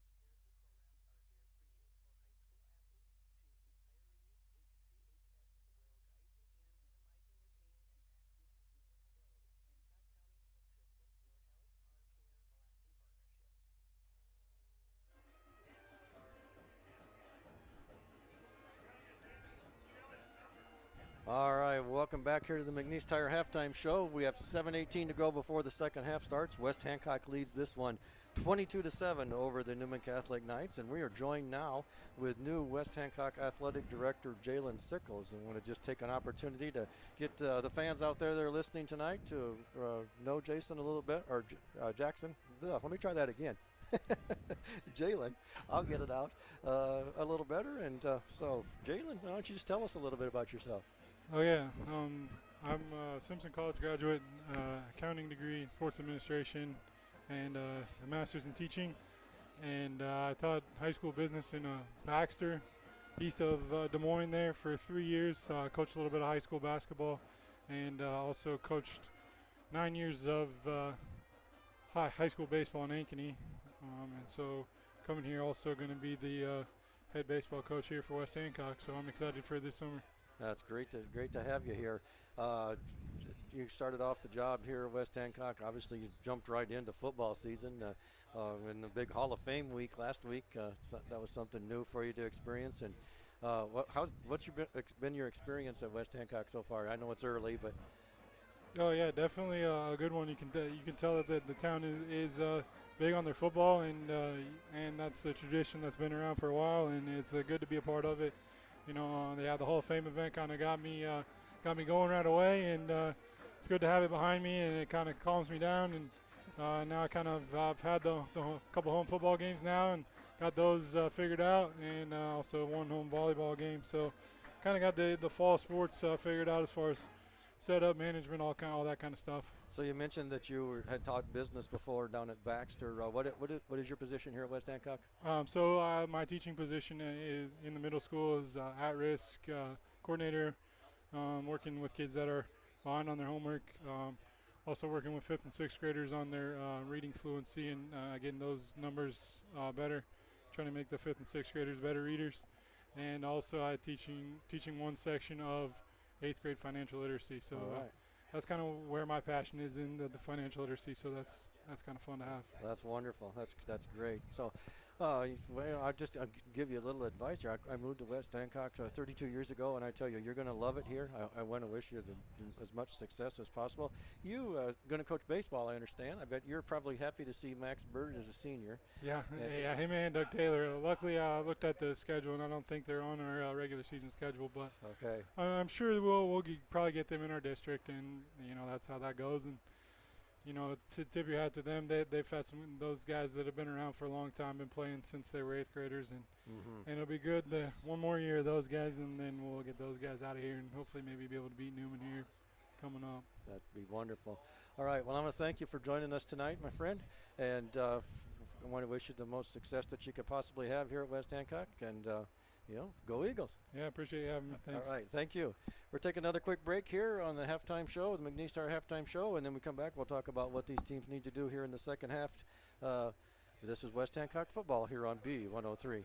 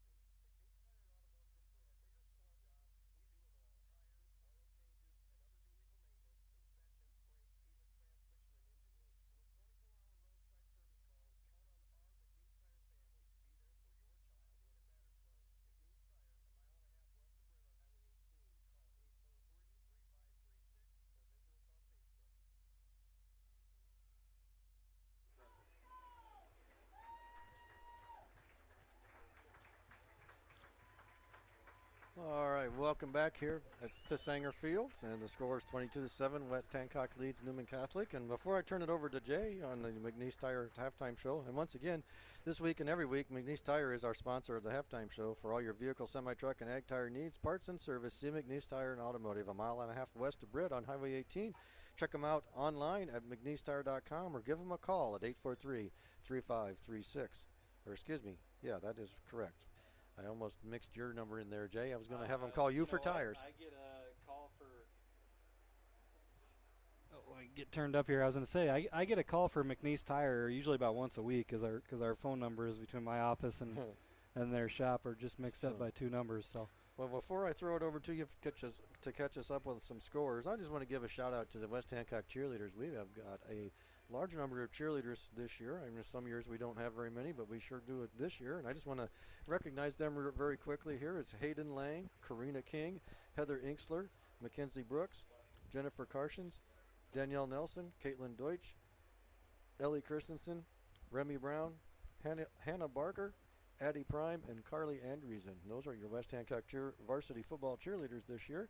And I want to congratulate them and hope they have a fine season. And as Coach Sanger used to say, it takes a village, It right? does. There's a lot of, it's not just the players and coaches, a lot of support staff, cheerleaders, stat girls, weight room volunteers, PA guys up here, Vance Hagen giving me scores, Chase Eisman giving me scores. So it's a lot that's involved to bring a broadcast in, the players on the field to put together a great product. So score-wise, around the area, Clear Lake trails Algona 21-10.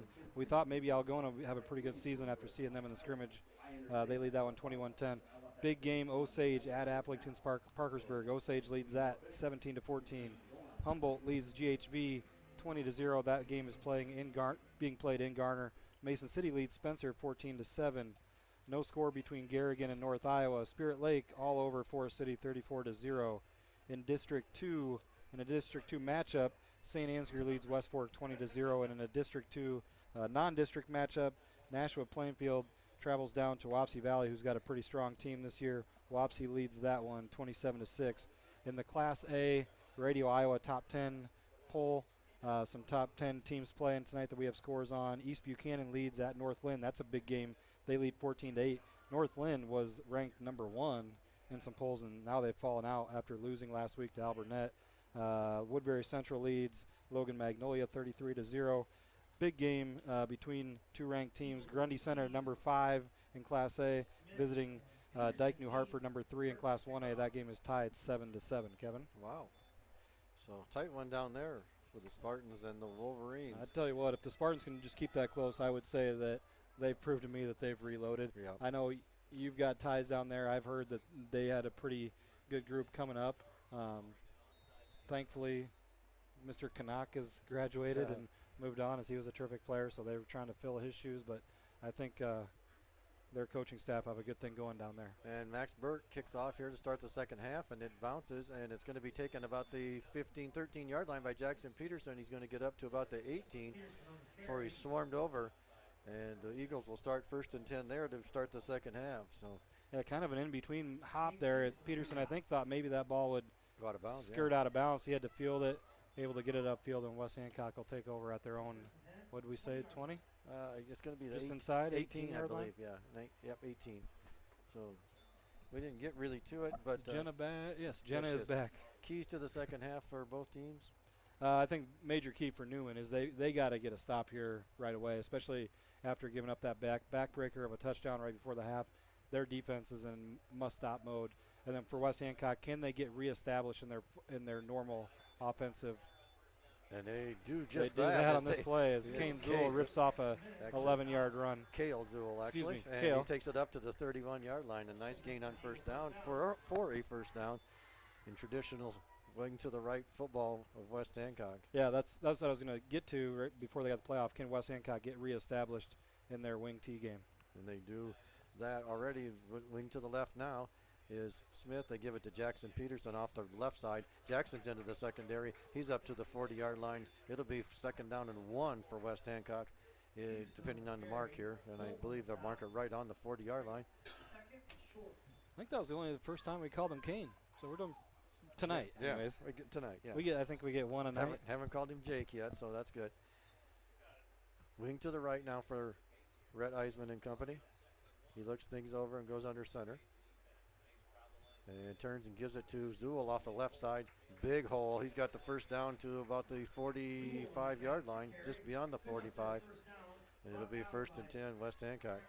Zool running hard, and that's one thing with this West Hancock team, especially on a night like tonight, where it's hot and muggy and guys are using a lot of energy. They ran Mitch a bunch, and you got a lot of different guys that can carry the rock and do some damage with it. And again, wing to the left for Eisman and the Eagles. And it's Mitchell Smith on the counter. He cuts it up the middle. He's over the 50. He's got over the 45, 40, 35. And he's taken down about the 30-yard line. First down tackle by Burt. Gain of 20. We'll see where they spot. It's going to be 23. Yeah, 31-yard line is where they're going to mark him down. On the counter play, Mitchell Smith that time lines up at the wingback position, gets it on the counter, and does damage, picking up 23 yards. And the Eagles have something going here on the first drive of the second half. 10:30, just a minute and a half expiring here in the third period. West Hancock in Newman territory at the 31. With the wing to the left is Mitch Smith, Eisman under center. Zool and Johnson in the backfield. They give it to Zool right side, and he's down inside the 30 to about the 27. Good tackle there by Tyler Wolf as he was able to get a shoe or a shin of Zool as he had a big hole to run through, picked up 4 on first down. So it'll be second down and 6 for the Eagles. 10 minutes to go, third period. Wing to the left. Oh. And the ball's out, and I'm not sure who got on it. It might be the Knights. I will see. There's a big scrum. Be a big play if Newman's able to recover. And they did. Big stop there by Newman as the fumble snap, quarterback center exchange. Eisman not able to get back on it, and Newman able to get a fortunate break their way. We talked about them needing to stop here to open up the second half. You take it any way you can get it. They get it on the fumble snap. They take over at their own 26-yard line after the Eagle offense was getting zero resistance there on that drive. That looked like they were going to be able to do whatever they wanted all the way down to the end zone. But that's football, Kevin, and the Knights are going to take over. And they come out now with the I formation. Receiver to the right is Hamilton. They give it to Joslin. Joslin is strung out, and he's going to dive, try to get back to the line of scrimmage. I don't know that he did. And I think he's stopped for a short loss. Peterson did a really good job. I believe that was Jackson Peterson coming up from the defensive back position over there on the far sideline, coming up and filling a running lane. Drops him for a loss of about a half yard. And real quickly out of the huddle and up to the line of scrimmage, 2 by 2. And they fire it out here to Hamilton. And Hamilton catches it. Excuse me, that's Taylor, Doug Taylor. And he's dropped right away. Gain of 6. Yeah, it's going to be third down and about 3. We're going to call it the gain of 7. 7? 8, actually, because they were in negative territory. It's third down, and it's complete out here right at the 40-yard line. It'll be first down for the Knights. And that was complete to Keston out in the left flat. Basically, they're just running 5 yards and turning back to the ball. Good tempo here by Max Burt and that Newman offense. Yeah, no huddle. And they give it to Burt. Calls his own number. He takes it up over the 45 to about the 47.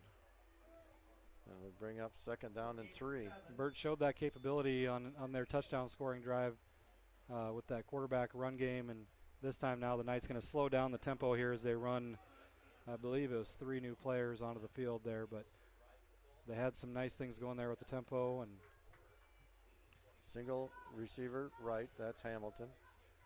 Burt under center. They put Joslin in motion. And they give it to Sheldon straight ahead. He's got the first down into West Hancock territory at the 49. 8:19 to go, third period. Gain of 4. He needed 3 on that inside trap to the fullback.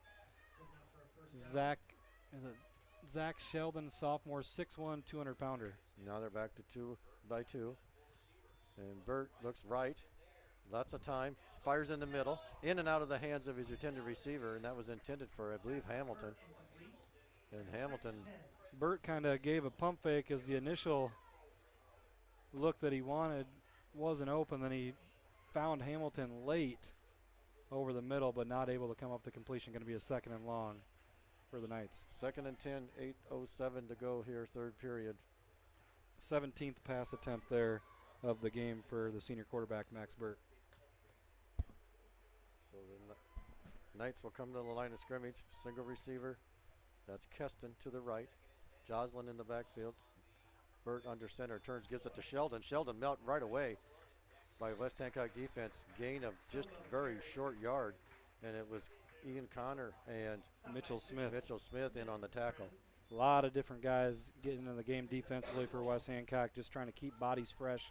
Right now, defensive line is Vasky, Douglas, Connor, and Reddick. Linebackers go Barnes, Bixel and Smith, and then they have 2 safeties deep. Those are Iceman and Sandoval. So 3rd down and 8. Trips to the right, single to the left, and Burt pulls it down and runs it, and he is smacked by Ryland Barnes, and he's going to be short of the first down by a long ways, and it'll be 4th down. It's 4th and about 6, and Max Burt not getting up after Not the sure play. if he's hurt or if it's just a cramp. Yeah, I'm not sure either. At any rate, we'll take the timeout with him here. There's an injury timeout on the field. This is West Hancock football on B103. Cramp.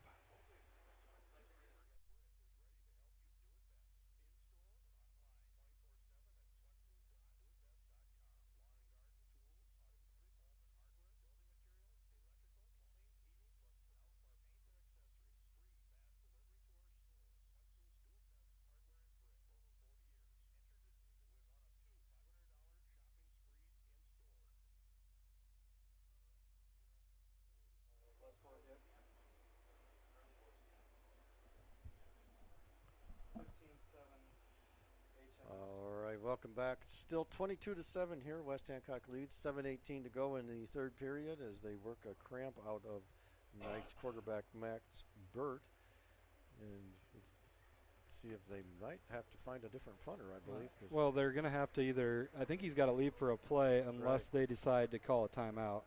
And they're kind of in between, you know, it's do you go for it? You're playing the number 1 ranked team in the state. You're down 2 scores right now. But if you're going to go for it, you want to have your leader in there at quarterback. So it'll be interesting to see if Coach McCardle burns a timeout here to make sure he can keep Burt on the field. Or if Burt can even recover right now. That's the other thing is once those cramps start, it's hard to get rid of them, especially a night like tonight. So the Knights are taking the field without Burt. And I don't remember if he was the punter or not. He was their punter. I thought he Number was. 9 is going to line up at the quarterback position, Cal McGuire. Looks like they will go for it. Here's a snap. He looks back to his left. Whoa, baby. And he's going to get sacked. He's going to get sacked. We got our first Brit Food Center sack of the game, and the winner is Angie Johnson. Angie Johnson, you're the winner of the Brit Food Center sack of the game. Angie's sitting right down here below us, and I didn't get for sure who that was coming in. Was it David Smith on the sack as Cal McGuire, the sophomore backup quarterback, good athlete. I know he's believe it or not, he's a good baseball player. Imagine that. But just a sophomore, he kind of bobbled the initial read as he wanted to hit number 2, Keston, here on the slant, and David Smith shut the door on him on that one. So Eagles will take over, and they'll give it to Zool straight ahead. And he's going to get about 5 yards with 7 minutes to go here in the 3rd period. He'll take it down to the Knight 5-yard line. That'll be 45-yard line. That'll be a 4-yard gain. So the Eagles dodged a bullet there after the turnover. The Eagles were marching right down the field on their first drive before they turned it over. We'll see if they can cap it off with a touchdown here and execute on this drive. Wing to the right is Jackson Peterson, and they give it to Mitchell Smith. He dodges the tackler. He's into the secondary, bowling his way down inside the 30-yard line. Gain of 15 to put Mitchell Smith up over 100 yards on the night.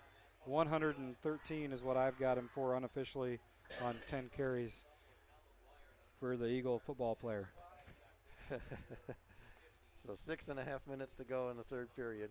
We're nearly halfway. The Eagles come out with a wing to the left. Jackson Johnson. Eisman turns, gives it to Zool, right side. He dives his way down inside the 25 to about the 24. And it'll be 2nd down and We might have another injury timeout, Kevin, as I believe it's Ecumades is down. It looks like he's got a cramp being stretched out, and we might have to take another timeout. Yeah, we'll go ahead and take the timeout with him. This is West Hancock football on the Eagle Sports Network.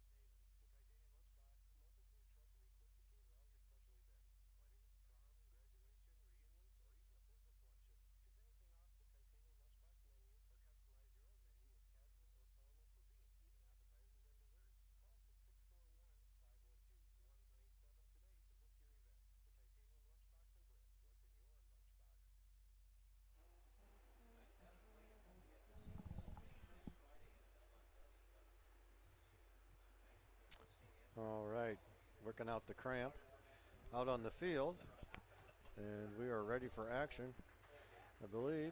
And that's a horrible feeling to be laying there on the ground. I've been there, done that, Yep. so I'm sure have you.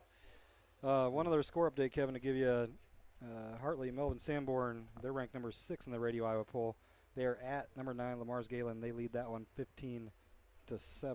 Big matchup in between two Class A programs. HMS open. They got a tough schedule. They open Yeah, with they West do. Sioux and then travel to Lamar's Galen. Wing to the left for the Eagles is Smith. Here's the snap. The give is Jackson Peterson, excuse me. And I got too many Jacksons out there. Yeah, good job by the Knights there to It's- string that one yeah, out. No And gain on no it. gain on the play there for Jackson Peterson. We got another guy cramping up. I think that's going to be Burt again, Yeah. cramping up, and we'll leave it here this time, Kevin. I want to ask you, Yeah. college football opened. Well, it opened last night, or opened a week ago in Ireland. Indeed. It's always good to see Nebraska lose. Lose to Northwestern as they were a 13.5-point underdog, and they were able to get the win straight up. Nice to see. Hawkeyes open up with South Dakota State, and the Cyclones open up with SEMO. Oh, yes. Southeast Missouri. Missouri. So what's your prediction? We wrote them down somewhere. Yeah, I don't know. you've got my Hawkeye prediction, and I think you had 27-20, and I had 27-17. I believe that's correct. I'm just hoping for a win tomorrow because that South Dakota State team's a really, really good 1AA team that have a lot of really good athletes. And, you know, when you play one of those teams that are, you know, they kind of got a chip on their shoulder, a lot of those guys yeah, wanted to get offered to a Big Ten school. So should be a tough opponent for the Hawkeyes, and I'll take a win. For the Cyclones, I think it's going to be name your score if you're a Cyclone fan. I really think Yeah. it'll be 50-something to whatever. But it'll be interesting to see. The debut of Hunter Deckers. Yeah, Hunter Deckers. I remember him as a sophomore, I believe it was, when we played over there. And I told you Yes. during warm-ups, that kid's different. You could Yeah, just he see it. is. You He could see the was. way the ball came out of his hand. He's a big kid, 6'4", and big lefty, and just throws it with ease. He was all-state football, basketball, baseball. It'll be fun to see how he does as the signal caller for the Cyclones. As the Eagles come out now, full house backfield, Eisman looks things over. He's under center, and he turns and he gives it to Zool off the right side. He's down inside the 20. I believe he's going to have first Gonna down be yardage. close, depending on the spot. Looks like he needed to get to the 20, and they're going to spot it just ahead of the 20 and move the chains. Yep. Kale Zool So five. picks up. Go ahead, Jay. I was going to say, just picks up a first down on his 13th carry of the game, 55 yards for the Eagle fullback. 5:19 to go. West Hancock wing to the right. First and 10. Giving it to Mitchell Smith. He's got the corner. He could go. He's on inside the 5, and he's going to be brought down. Let's see where. Just tripped up by Keston, I believe. Wow. See where they spot it. They're going to mark him clear back at the 8-yard line. Gain of 11 for Mitchell Smith. Bring Oops, up sorry. a first and goal for the Eagles. So 5 minutes and counting here in the third period. West Hancock on the move. Wing to the right. And we're going to have A procedure penalty. Legal procedure on the Eagles. I'll back him up.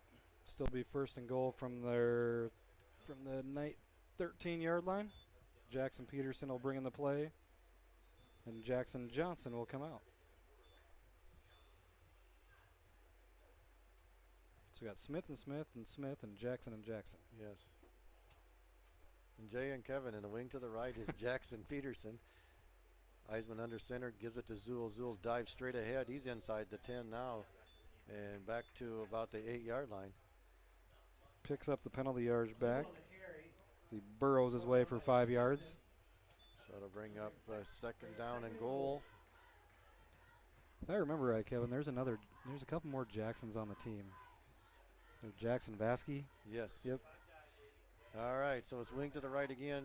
Eisman under center. He gives it to Mitchell Smith off the right side. Mitchell Ball's dives out. down, and it's it. Out They're going to and say it was down. He's down. He's going at to be the down at 2. about the 2 or 3 yard line. Ball came squirting out as Mitchell was trying to fight for extra yardage, but the near side official comes in pretty emphatically, says the player was down before the ball came out, going to bring up a third and goal from the 2-yard line. So it'll be third and goal, excuse me, from the 2. And the Eagles will come out with a falls backfield. It's Cale Zool off the left side, and he's in from 2 yards out with 3:56 to go in the third period. It's Cale Zool from 2 yards. Eagle offense getting it going here in the second half. First drive of the second half, they were marching down the field before the quarterback center exchange went awry. They were able to get it back on a turnover on downs and march down the field. Zool's second touchdown of the game. Eagles lead 28-7 pending the 2-point conversion. And it's a full house backfield. And it's Zool off the left side. He dives, and did he get in? No, they're saying no. So the Zool's run is not incomplete, but not successful. With 3:56 to go, it's West Hancock 28 and the Newman Catholic Knights 7.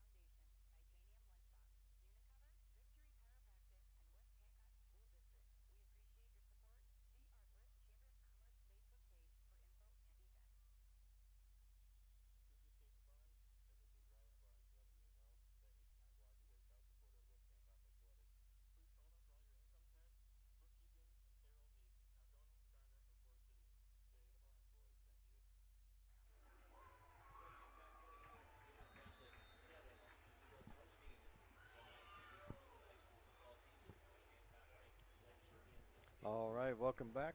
3:56 to go, third period. West Hancock leads 28-7. Nolan Vasky does the run up and kicks this one into Rin, squibs it down about the 24-yard line. It's picked up by Keston at about the 20. He's got a lane. And he's got a lane. He ran about 40 yards to gain about 15, and he's cut down at about the 34-yard line. Jackson Johnson with another special teams tackle. As it looked like there was going to be a lane out there to the outside, Jackson Johnson comes up with a nice open field tackle. The Knights will start this drive at their own 35-yard line. Defensive line, David Smith, Douglas. Redding. Is that Reddick on the left defensive end? I'm trying to figure out if that's Ian. Is that Ian Connor at the defensive tackle spot? Yep. Looks like it, yeah. Linebackers Smith, Barnes, and Bixel. Secondary Smith, Peterson, Johnson, and Eisman. And it's going to be fullback Sheldon, straight forward for about a yard, and he'll get dropped hard. And hopefully the referees didn't see that right before that last play. Second and 9. There was a brief flash, as that's what Jay is Might have talking been about. heat. Might have been some heat lightning. It's past us, a long ways past us. There's two receivers to the left and two to the right for Burt. Here's the snap. He looks out to his right. Now he looks back left and pulls it down and starts running, and he's going to be tackled from behind at about the 40-yard line, just inside the 40 to the 41. Yeah, Nolan Vasky did a good job of changing direction there as he was getting up the field in his rush, saw what was going on, able to track down Max Burt and force a third down here for the Knights. And they're out of the huddle quickly. No huddle, actually. Trips or 2 by 2. Burt looks out left, right, and that one is complete to Hamilton, and he'll have first down yardage as he tries to fight to get out of the tackle. And that'll bring it up to the 47-yard line. It'll be first and 10 for the Knights. 2:46 to go. They trail 28-7 to West Hancock. 10th completion of the game there for Max Burt. As he looks like he's still trying to stretch out a cramp, Kevin, and that time they go tempo. They've seemed to these first few couple drives of the second half, they'll go tempo for 2 or 3 plays, then run in a new personnel group and slow it down for a little bit. And Burt's back under center, now gives it to Sheldon off the right side. He's going to have a short gain, yard, maybe 2. See where they mark it. 11th carry of the night for the sophomore Knight fullback. I don't know if you have that score, but Garrigan's up on North Iowa 20-14. Is that 20-14, perfect. 20-14. Yep, we got that. I just haven't given an update yet. Vance is keeping things up to date over here to my left. 2 by 2 are the Knights as Burt takes the snap, pulls it down, and is tripped up right away at the line of scrimmage. He's going to gain a yard just falling forward. I don't know if that was the turf monster or if that was Reddick that got a mitt in there. I think it was kind of both. We'll give Malachi the credit there with a nice stop. So 3rd down and 7, 1:37 to go here in the third period for the Knights. Humboldt now leads GHV 37-0. Humboldt with another really good squad this year. Trips to the right. Single receiver left. Burt looks out to his right, fires, and this one's picked off. Picked Ryland. off. It's Ryland Barnes. He's got a lane. He's down the large sideline into the 35, 30, 25, 20, 15, and brought down just about the 10-yard line, 11-yard line. Second interception of the game for the Eagle linebacker, Ryland Barnes. That time he takes it back about, we'll call it 40-plus yards. Sets up the Eagles with a first and, is it going to be first and goal or where No, they spot? they're Just just outside outside the 10-yard line. At about the 10.5-yard line, Barnes will take a well-deserved break here, come over to the sideline as he comes up with maybe the play of the game there, Kevin. So the Eagles will be in business with 1:12 to go here in the third period. And they'll come out. Wing to the right is Jackson Peterson. Eisman under center. Turns, gives to Zool left side. He cuts it outside and then cuts back in. And he's going to take it inside the 10 to, let's see where they mark it here. Like 8, 9-yard line, somewhere in that their vicinity. And it'll be second down at any rate. And Jackson Peterson will run the play in. Just waiting for Dan Kroll to send us a message to see where Ryland moves up to on the all-time interception chart now. So 47 ticks to go here before the halftime break. Or excuse me, third quarter break. Feels like a long game. It does. There's the wings to the right for the Eagles. Eisman turns, gives it to Zool straight ahead, and he is bucking traffic. Punishing around there by Cale Zool. Down to the 4. Gain of 4. Yeah, he's down to the 4. And so we can get a down. first down. Where did do we start this at the 10.5 or the 11? Yeah, I'm trying to yes. start a bad angle. Close enough. I can't tell you, sure. I got to go with whatever you say because I can't see it. The Eagles will come out full house backfield now. And Eisman will turn and give it to Zool. Big hit. Off the right side. It's going to be close to picking up that first down as they're going to mark it, I think, on the 1.5. That'll run out the clock, though, in the third quarter. And at the end of 3, it is West Hancock 28 and the Newman Catholic Knights 7. This is West Hancock football on B103.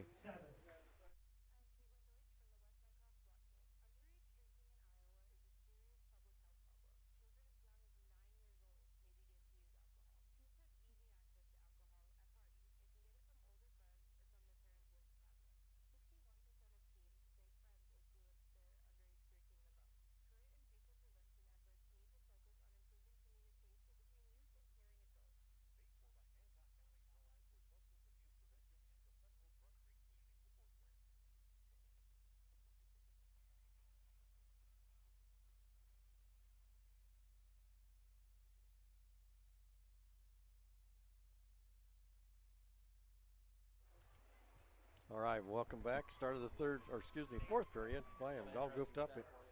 And it's 28-7. West Hancock leads over the Newman Catholic Knights, and the officials have signaled that they've got about a half a yard to go here for a first down. Yeah, so it'll be fourth and about a half yard, and our resident statistician, historian of all things West Hancock athletics, and Dan Kroll sent me a message. 7 interceptions in his career now for Ryland Barnes, tied for 15th.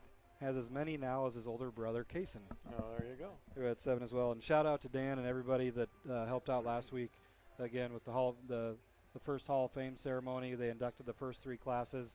Of course, the pandemic delayed things a little bit, so they inducted 3 classes last week, and it was a great turnout for the game. We had a huge crowd, and then after the game with a nice reception over at the golf course. So thanks to Dan, again, Steve Lansing for really spearheading that and finally getting that together. There's been too many good athletes come through, male, female, football, wrestling, basketball, you name it, track. There's too many great athletes come through to not have something, and really excited to have that now as a part of the West Hancock tradition. Yeah, it was a really neat thing to see. As the Eagles will come up to the line of scrimmage quickly here, and I think we're going to probably see a full house backfield. Actually, no, we're going to see double wings. And Zool by himself in the backfield. They're going to give it to Zool, and he gets back. He runs into the line, bounces off, and then readjusts and runs back into the line. And it's going to be awful close. I think he's going to have picked up that first down. He needed more than what I thought. Looking at the sticks over there, it looked like he needed a full yard. It'll be interesting. It's really going to be just a matter of the spot, but a really good effort by Kale as it was Timeout for measurement. piled up there pretty good, and he kind of was able to wiggle himself off of a tackler and get forward. I'm not sure. Yeah, I don't know. What do you think, Vance? I'm not liking that spot.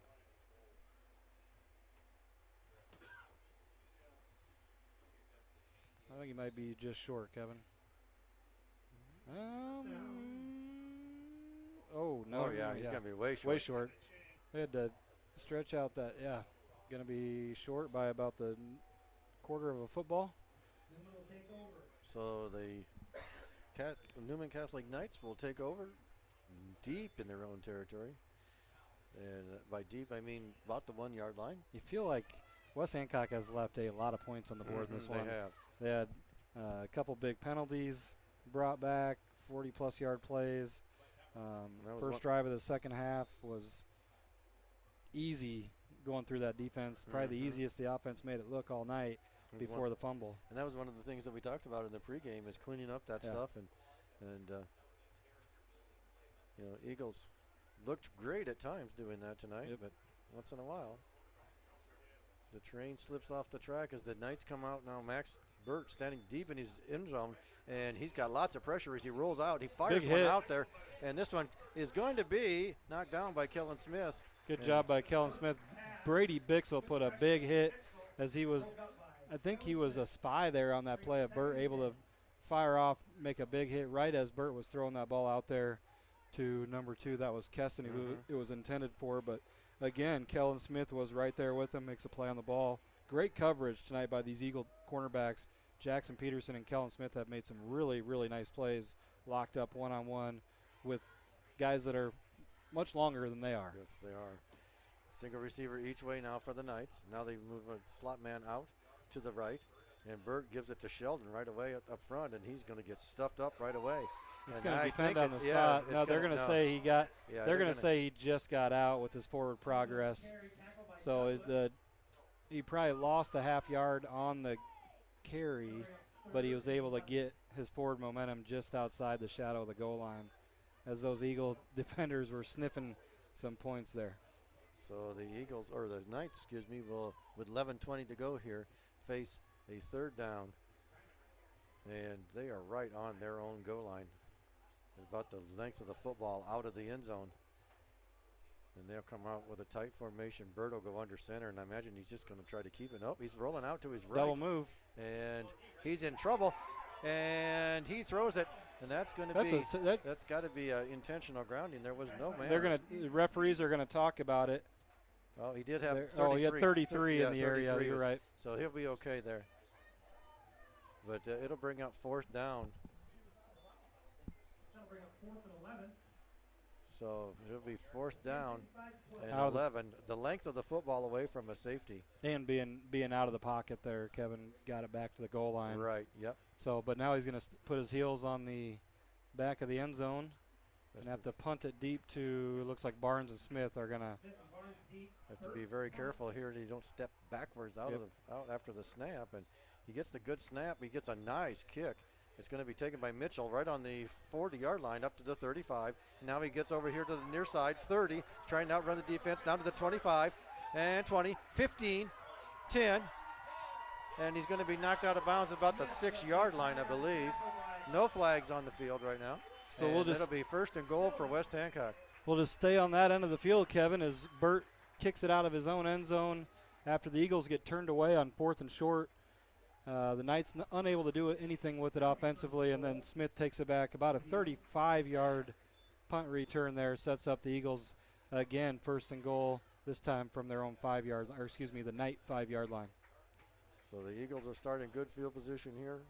Just the single stick marking the down, and it'll be first and goal from the 5 with 10:37 to go here in the fourth period. They'll come out wing to the right with Jackson Johnson, turn and give it to Cale Zuel. Cale dives his way down. He's going to be inside the 1. Just short as he got tripped up. Going to be about at just inside the 1-yard line there. Keep feeding that fullback here, Kevin. Jackson Peterson brings the play in, and he'll go out wing to the right. Eisman looks things over under center, turns, gives it to Zool. Zool off the left side. He's in for the touchdown. 1 yard run, Kale Zool. Third touchdown of the night for the Eagle fullback Kale Zool. 10-10 to go in the game.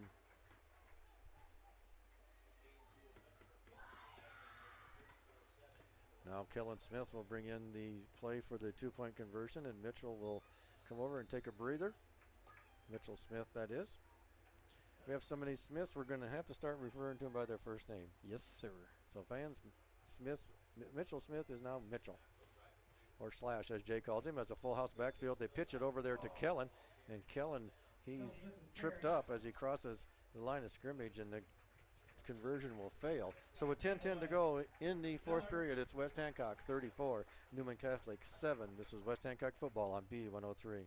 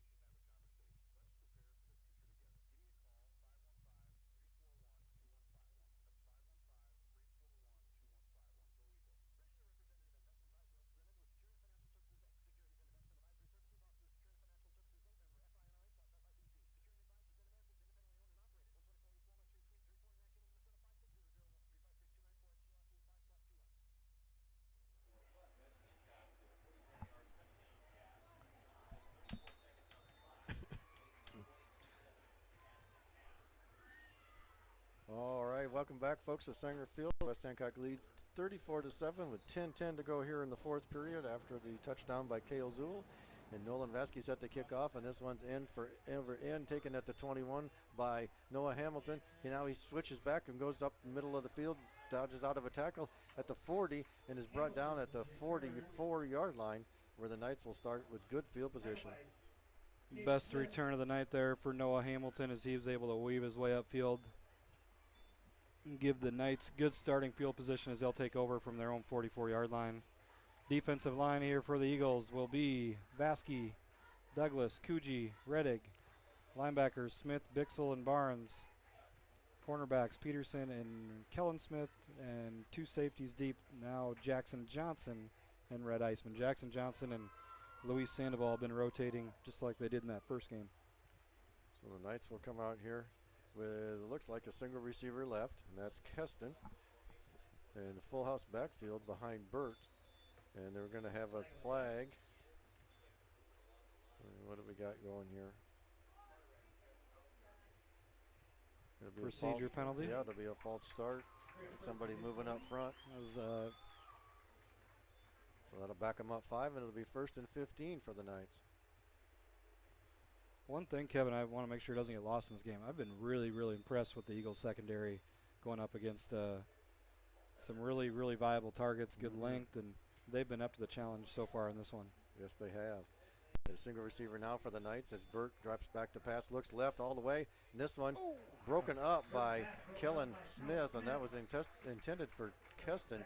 And looks like Keston might have had some room to run if he caught it, and Kellen was over there quick to break it up. Smith making me look good. Kellen Smith, that is. Yeah. As this week he's sliding out as they go a little bit more 4-3 on defense instead of that typical 4-4, going 4-3 against this spread formation, and Smith able to make another nice play on the football and knock one down to the turf. Another half step, and he might have had a pick 6 of his own. As the Knights come out now, Noah Hamilton split out wide right. In the backfield is Sheldon, and give it to number 33. That is Lewerke. And Lewerke gets it back to the original line of scrimmage and maybe a little bit more. It'll bring up 3rd down and 9.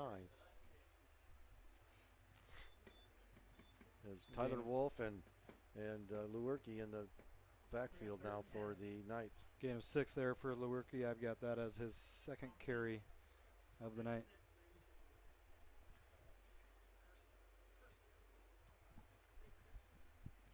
Keston will be split out wide to the right for the Knights. Burt will go under center. Directly behind him will be Wolf. He looks out to his left, now pulls it down. He's in trouble, and we're going to have sack. Well, no, he got rid of it. That hit I was going to say that hit an offensive lineman. That's got to be intentional grounding or illegal touching. Because the flag comes out late there, Kevin. I believe that hit an offensive lineman, and that's an illegal touch, right? I believe so, yes. Burt was trying to do all he could just to avoid the sack. Officials are discussing it. Ineligible. Penalty would be declined because it's going to be 4th and long. Is that a lot? Well, what was the penalty? Because he called it intentional grounding. No, he said he gave the illegal man downfield. Oh, did he? Okay, because I thought his hand was. Which I think I want to say illegal man downfield is the same as illegal touching if the offensive lineman or an ineligible receiver. Who knows? Illegal touching is what the call is, so according to the coaching staff up here. And they will lose the down, so they'll loss of down and they'll mark the penalty off. 5 yards, so it's going to be 4th and about 16, 17. Yep. And it'll be 8:57 to go, and they'll punt it away. Deep for the Eagles are Mitch Smith and Ryland Barnes. We're going to have Max Burt. Now they're going to say what?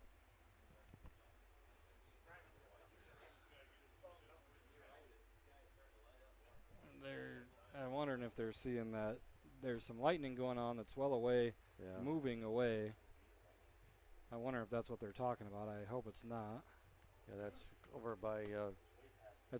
According to the radar, it's way past us. Yeah. But anyways, referees are going to come over and talk with Coach Sanger.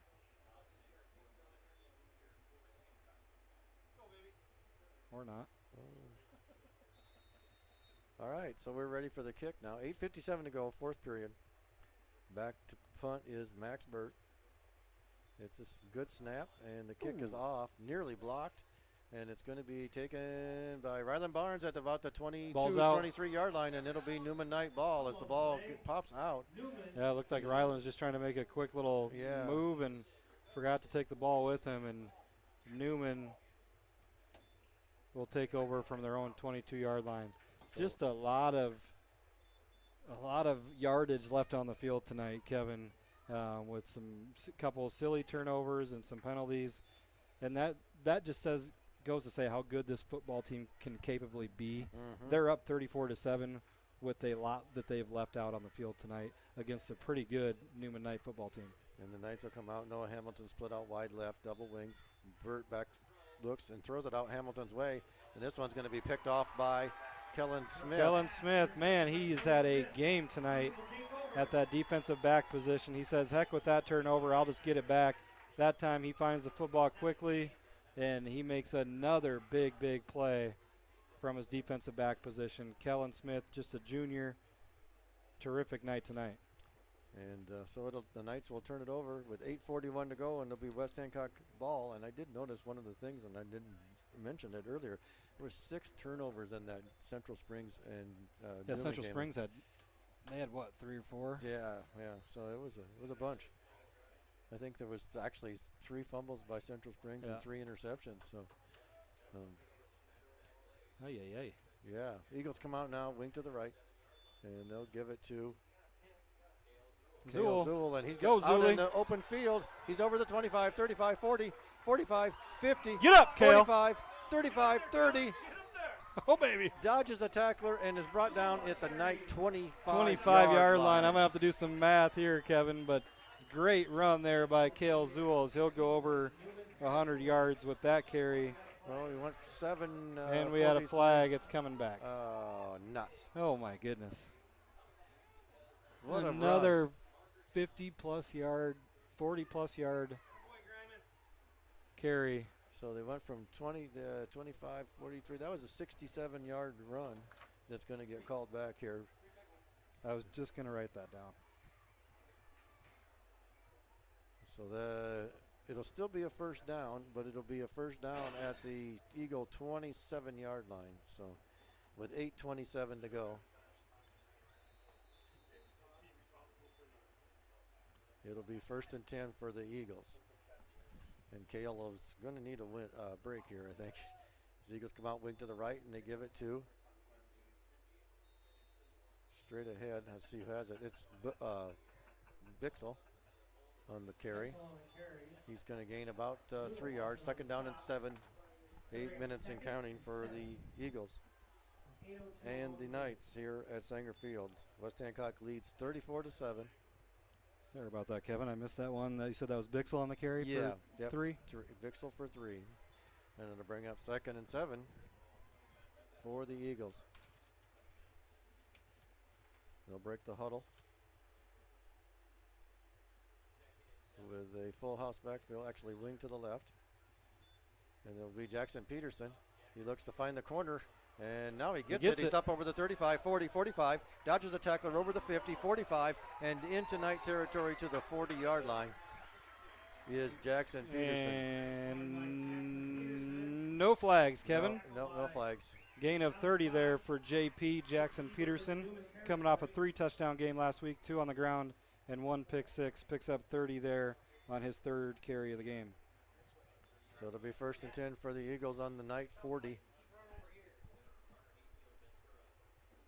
And the Eagles are out of the huddle with a wing to the left.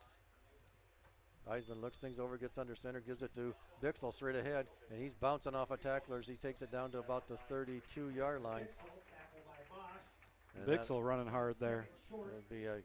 Actually, they didn't give him a very good spot. They're going to mark him clear back to the 33-yard line. That'll be a gain of 7. Coogee will get a break here. Eric Martinez will get a break here. So got some new faces on that offensive line. Connor stays in at the center position. I believe I've seen Ray Gretlet out there. I believe you're right.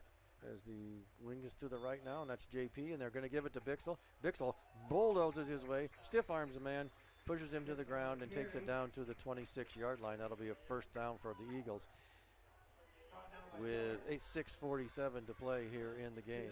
3 carries, 17 yards for Brady Bixel, the sophomore, 5'11", 160-pounder. Runs hard. The Eagles taking their time shuffling plays in here now.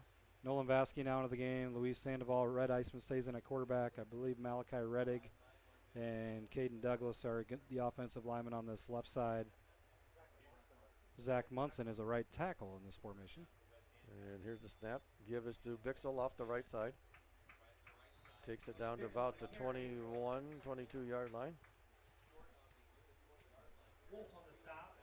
That'll be 2nd down, and we'll call it 6.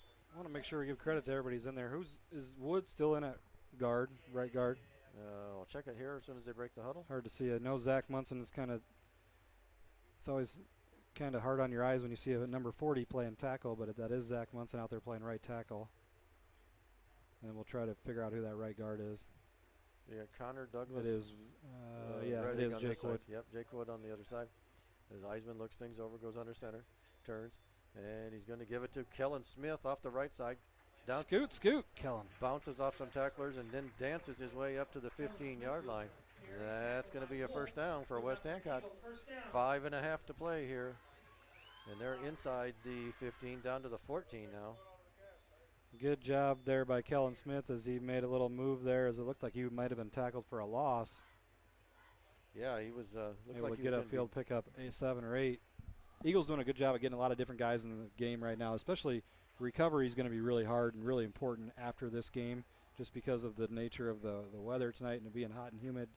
And there's a few guys that are asked to do a lot on both sides of the football. Indeed. And it's going to be Bixel again, and he's got the corner, and he's going to go take it to the house from 14 yards out. It's Brady Bixel. Great job there by Malachi Reddig and Caden Douglas on the left side of that offensive line. They were able to collapse that defensive line, give a running lane to Bixel. He's able to take it in from, what he got there? 14 yards for the touchdown, his first touchdown of the season. So that brings us to 40-7, pinning the Eagles extra point conversion here, and they will break the huddle with the wing to the left. Eisman under center, turns, gives it. Oh, he's going back to pass. And he's going to throw it to Luis Sandoval, complete for the 2-point conversion. So with 4:58 to play, It's West Hancock 42, Newman Catholic Knights 7. This is West Hancock football on B103.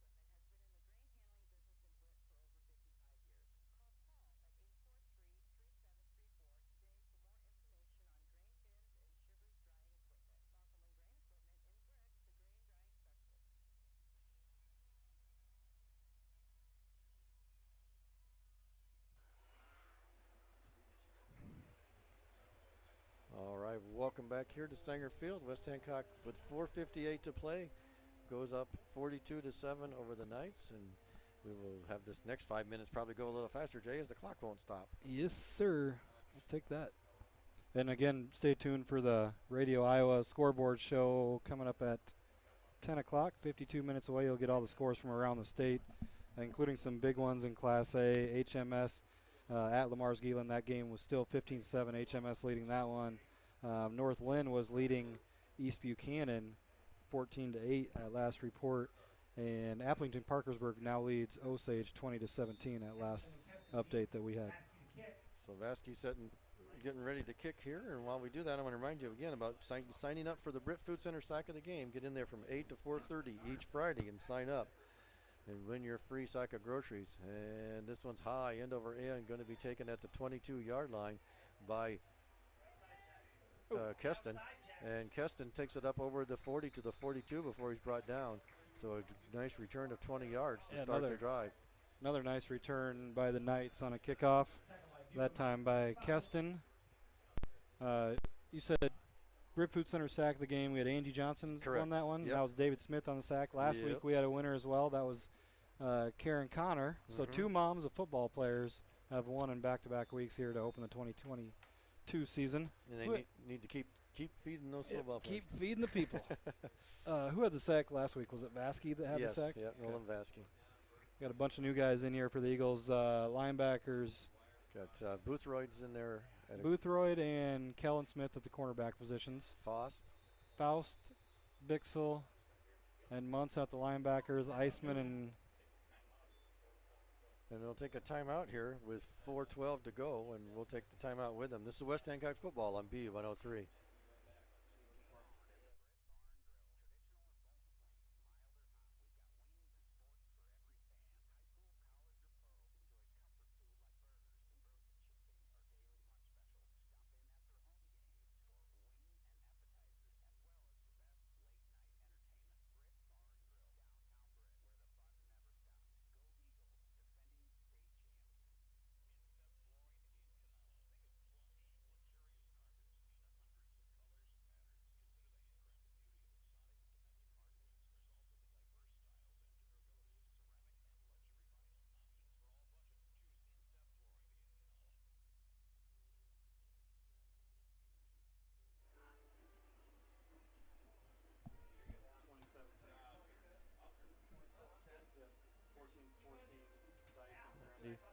All right, welcome back. We are indeed taking the 8:15 to the city, and a little play on the lyrics of the intro music there. 4:12 to go here in the game. Newman Knights trail West Hancock 42-7. We'll reset the personnel on the field here after this play, Kevin. All right, single receiver out wide left for the Knights, and you have a new quarterback also as Bert's done for the night, and they pitch it out there to number 15, and he is running hard. Got first down yardage on the far sideline, and that's Isaiah Keston. Okay, in for the Eagles now. Back seven. We'll start with them. We got Jam Guard, Kason Brosher, Evan Boothroyd. Who we got on that far side? Brody Balzer. Is that okay? Looks like it. Larson. I'm trying to figure out who our linebackers are. My eyes are not keeping up right now. I believe it's Larson, Munson. Who's that middle backer with the black gloves? Yeah, I'm trying to. Can't see his other number. We'll try to figure it out. Anyway, Knights come out, unbalanced to the right, turn, give it to the fullback, and that's going to be 26, I believe. And that's a new one for us. Nope, it can't be 26. We don't have one on the roster. Johnny Knight with the carry. Let's take the number back. It's number 20. It's Colin Bliley. He gets his first carry of the night. 45 is Weston Schmid that's in at the middle linebacker position with the black gloves. Defensive line, you got Prignitz, Shaler Prignitz, Zach Bukema, Ray Gretlet, and who we got on that far side? No, right defensive end. Is that 12? Evan Ford in there at the right defensive end position. And Knights come out unbalanced to the right with a single receiver to the right. They give it to the first man through. Ooh, big hit. And he gets walloped pretty good, and that's Bliley again on the carry. Zach Munson laying the wood there. So he comes in with a big hit from the linebacker position. But not before they gain 5 yards, and they'll bring up 2nd and 5. 2:24 to go and ticking. And Bliley's going to go to the sideline. Says, Coach, where did he come from? Who was that? That was the 8:15 coming through on his way to the city. Magic Mel does it again with the intro music. So the Knights will come out. The quarterback for the Knights now is Cale McGuire. As Burt is done for the night as they send a single receiver out wide left. That's Bliley, another Bliley, and it's give straight ahead and a gain of about a yard. McGuire, 6'4", sophomore. Good looking athlete. I think he's going to have a nice career athletically at Newman High School, whether it's football, basketball, baseball. He's going to be one to deal with here in the next few years. So it'll be 3rd down with a minute and a half to go. 3rd down and 3 for the Knights. They are just inside the Eagle 40-yard line. As McGuire leads them out of the huddle up to the line of scrimmage. He has a single receiver to the right. Unbalanced right.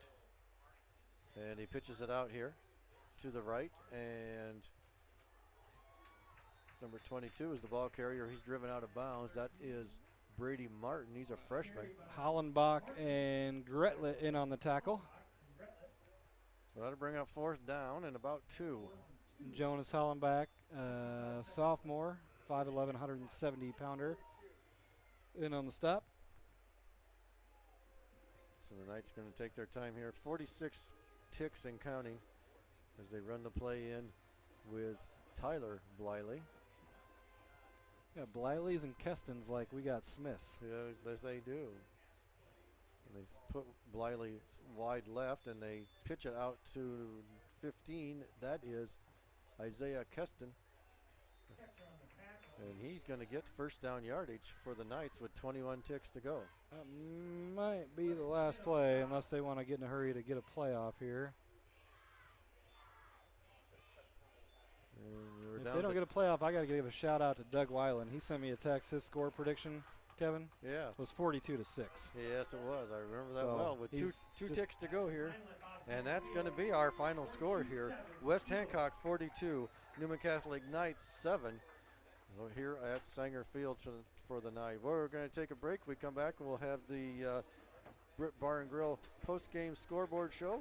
Get you all caught up on the stats and get score update real quick before we get off the air. Once again, your final score here, West Hancock 42 and the Newman Catholic Knights 7. This is West Hancock football on B103. Huh? I wondered, are they brothers? Brothers and cousins, Yeah. my cousin. Yeah, Terry's kids, right? Yeah. I wondered about that. Thank you, kid. Be careful.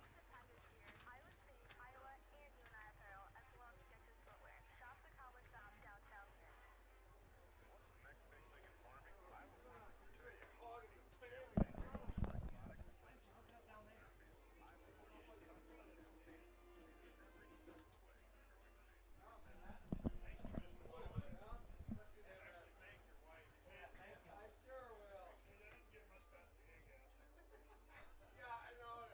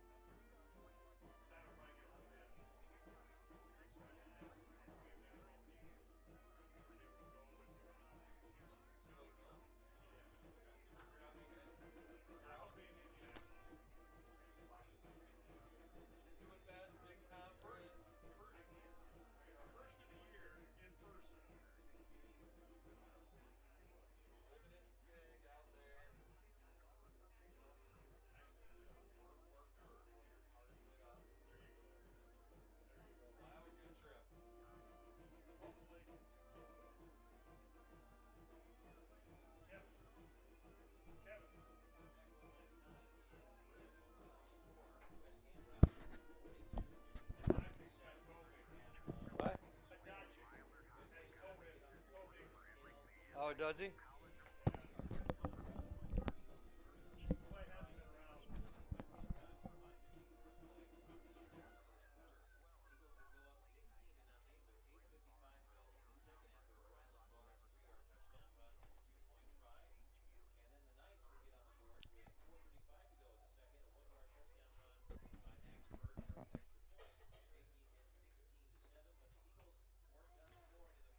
All right, welcome back to the post-game scoreboard show. Once again, this scoreboard show is brought to you every week by Eric Stacy and his crew up at the Britt Bar and Grill.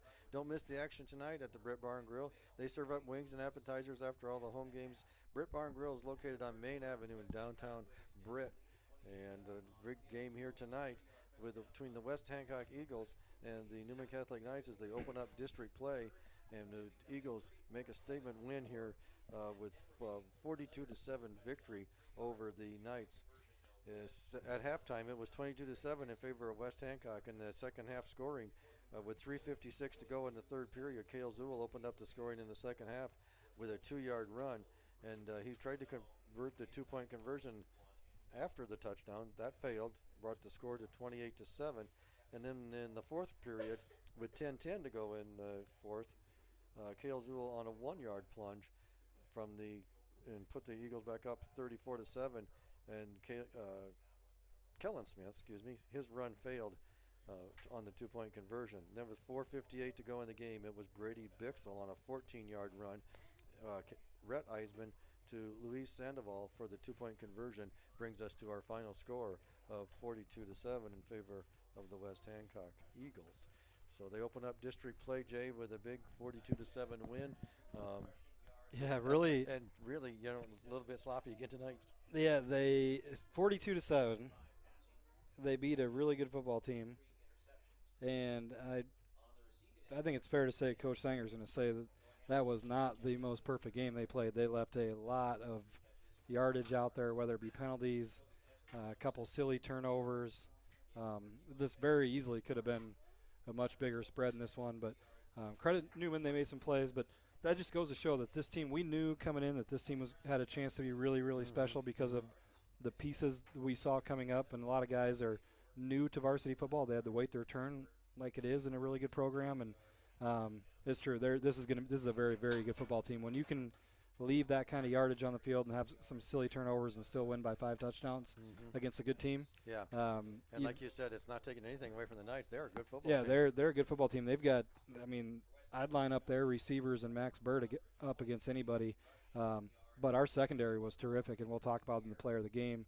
I thought our secondary was outstanding in how they played technically, especially giving up some size. You got to play perfect and make good plays on the football and be able to read what's going on ahead of you, and you have to be able to get up and help support the run as well. And the defense did that again tonight, and the offense got it going when they needed to. And we kind of saw the two different styles that we run now, with Mitchell running out of the shotgun and then being able to throw the ball there in the second quarter. And then the second half, they went back to primarily the full house backfield or wing tee and really got Cale Zuhl established again. But really nice win over a very good football team, and we'll take it. So stat-wise tonight, we'll get through these quick and get some scores to you, and then get to the player of the game so we can get out of here and cool off a little bit. Yeah. I had Newman unofficially running for 102 yards on the ground. They were led by quarterback Max Burt, 9 carries, 38 yards, including a touchdown. Fullback Zach Sheldon had 12 carries for 36 yards. Burt was 10 of 24 through the air, 79 yards, but 3 interceptions, and they all proved costly. Those interceptions coming two of them to Ryland Barnes and 1 to Kellen Smith.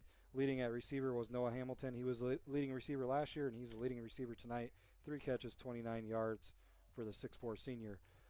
For West Hancock, they ran for 298 yards on the ground. Cale Zuhl, 20 carries for 75 yards from his fullback position, including 3 touchdowns. Mitchell Smith, 130 yards on 12 carries tonight in this one. Jackson Peterson had 3 carries for 41 yards. Kellen Smith, a couple carries for 12. Jackson Johnson, a carry for 1. Ryland Barnes had a couple carries, one of them being a touchdown. And Brady Bixel came in late to spell Zuhl. He had 5 carries for 35 yards, including a touchdown. Mitchell Smith, 3 of 4 through the air, 61 yards, including a 41-yard touchdown that I would say would be the play of the game to Jackson Johnson late in the first half. To end the half, they went up 3 scores there. Yeah, 3 scores before the half. That was a big play there. Mitchell Smith to Jackson Johnson. Scores in the area, and again, some of these might be not up to date. Stay tuned in for the Radio Iowa scoreboard show at 10 o'clock. Algona was leading Clear Lake 27-10. Applington Parkersburg opened it up a little bit over Osage. They were leading 27-17. Humboldt all over GHV 37-0. Mason City leading Spencer 21-17. Garrigan over North Iowa 20-14. Spirit Lake all over Forest City 41-0. West Fork was trailing St. Ansgar 27-0. Wapsie Valley was leading Nashua Plainfield 27-6. And that's all I got for you.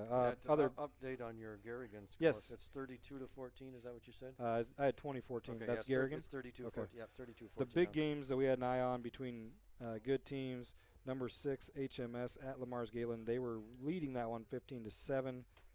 Dyke New Hartford, number 3 in 1A, was at Grundy Center, number 5 in Class A. That game was tied at 14.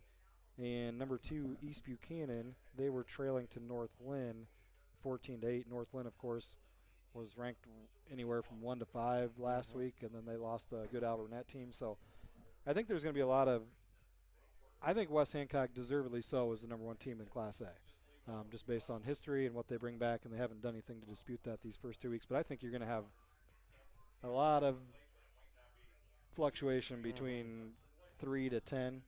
I think HMS is a really good team. They're going to be battle tested by the time we play them. In this Grundy Center game, I don't care what happens as a result, win or loss, but the fact that they're tied in the fourth quarter against a good Dyke New Hartford team, that tells me that they've reloaded and they're going to be a contender again this year. Yeah, and Dyke New Hartford took down a pretty good Columbus Catholic team last week, and took them down big. So there you have it. That's up to date, as up to date as we are.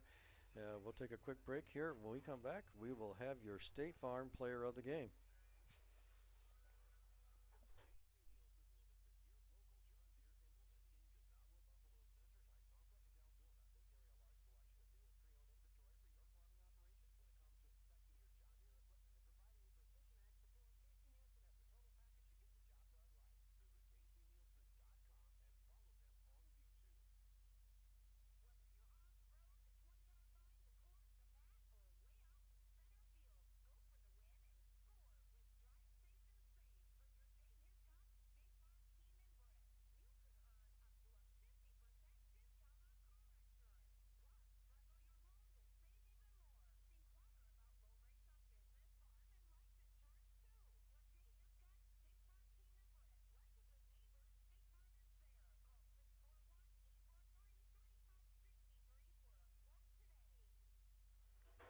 All right, welcome back. And as you said, tonight's Player of the Game is brought to you by J. Hiscock State Farm Agency. State Farm provides insurance and financial solutions for your lifetime. Like a good neighbor, State Farm and Jay Hiscocks are there. Contact Jay and his team today at 641-843-3563 or visit them in downtown Britt. Check them out online at jhiscocks.com. Well, Jay, the big reveal. I'll give you a drum roll if I. I was going to give you a score update. Okay. Josh Eisman texted me, Grundy Center up on Dyke, 17-14, 0.9 left in the fourth quarter. Oh, wow. So stay tuned on that one. For your State Farm players of the game, it's not all about offense, Kevin. And, Mitchell was terrific, Kale was terrific, but they're going to have their shots. I'm going to give it to 2 guys on defense, Rylan Barnes and Kellen Smith.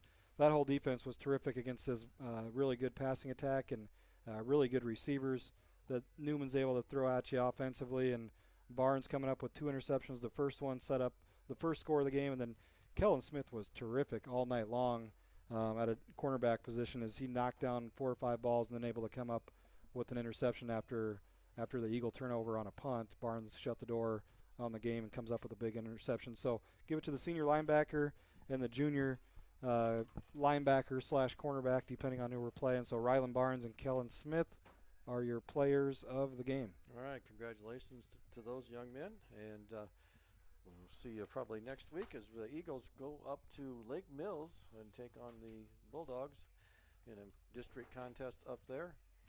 We'll have all the action for you right here on B103. KHAM and streaming live online at KIOW.com. And so, fortunate for Jay Hiscox, I am Kevin Wilson, and that's going to wrap it up here for tonight's Scoreboard Show, brought to you by the Brit Bar and Grill. We're going to head on up there right now and enjoy some post-game refreshment, and see you next week.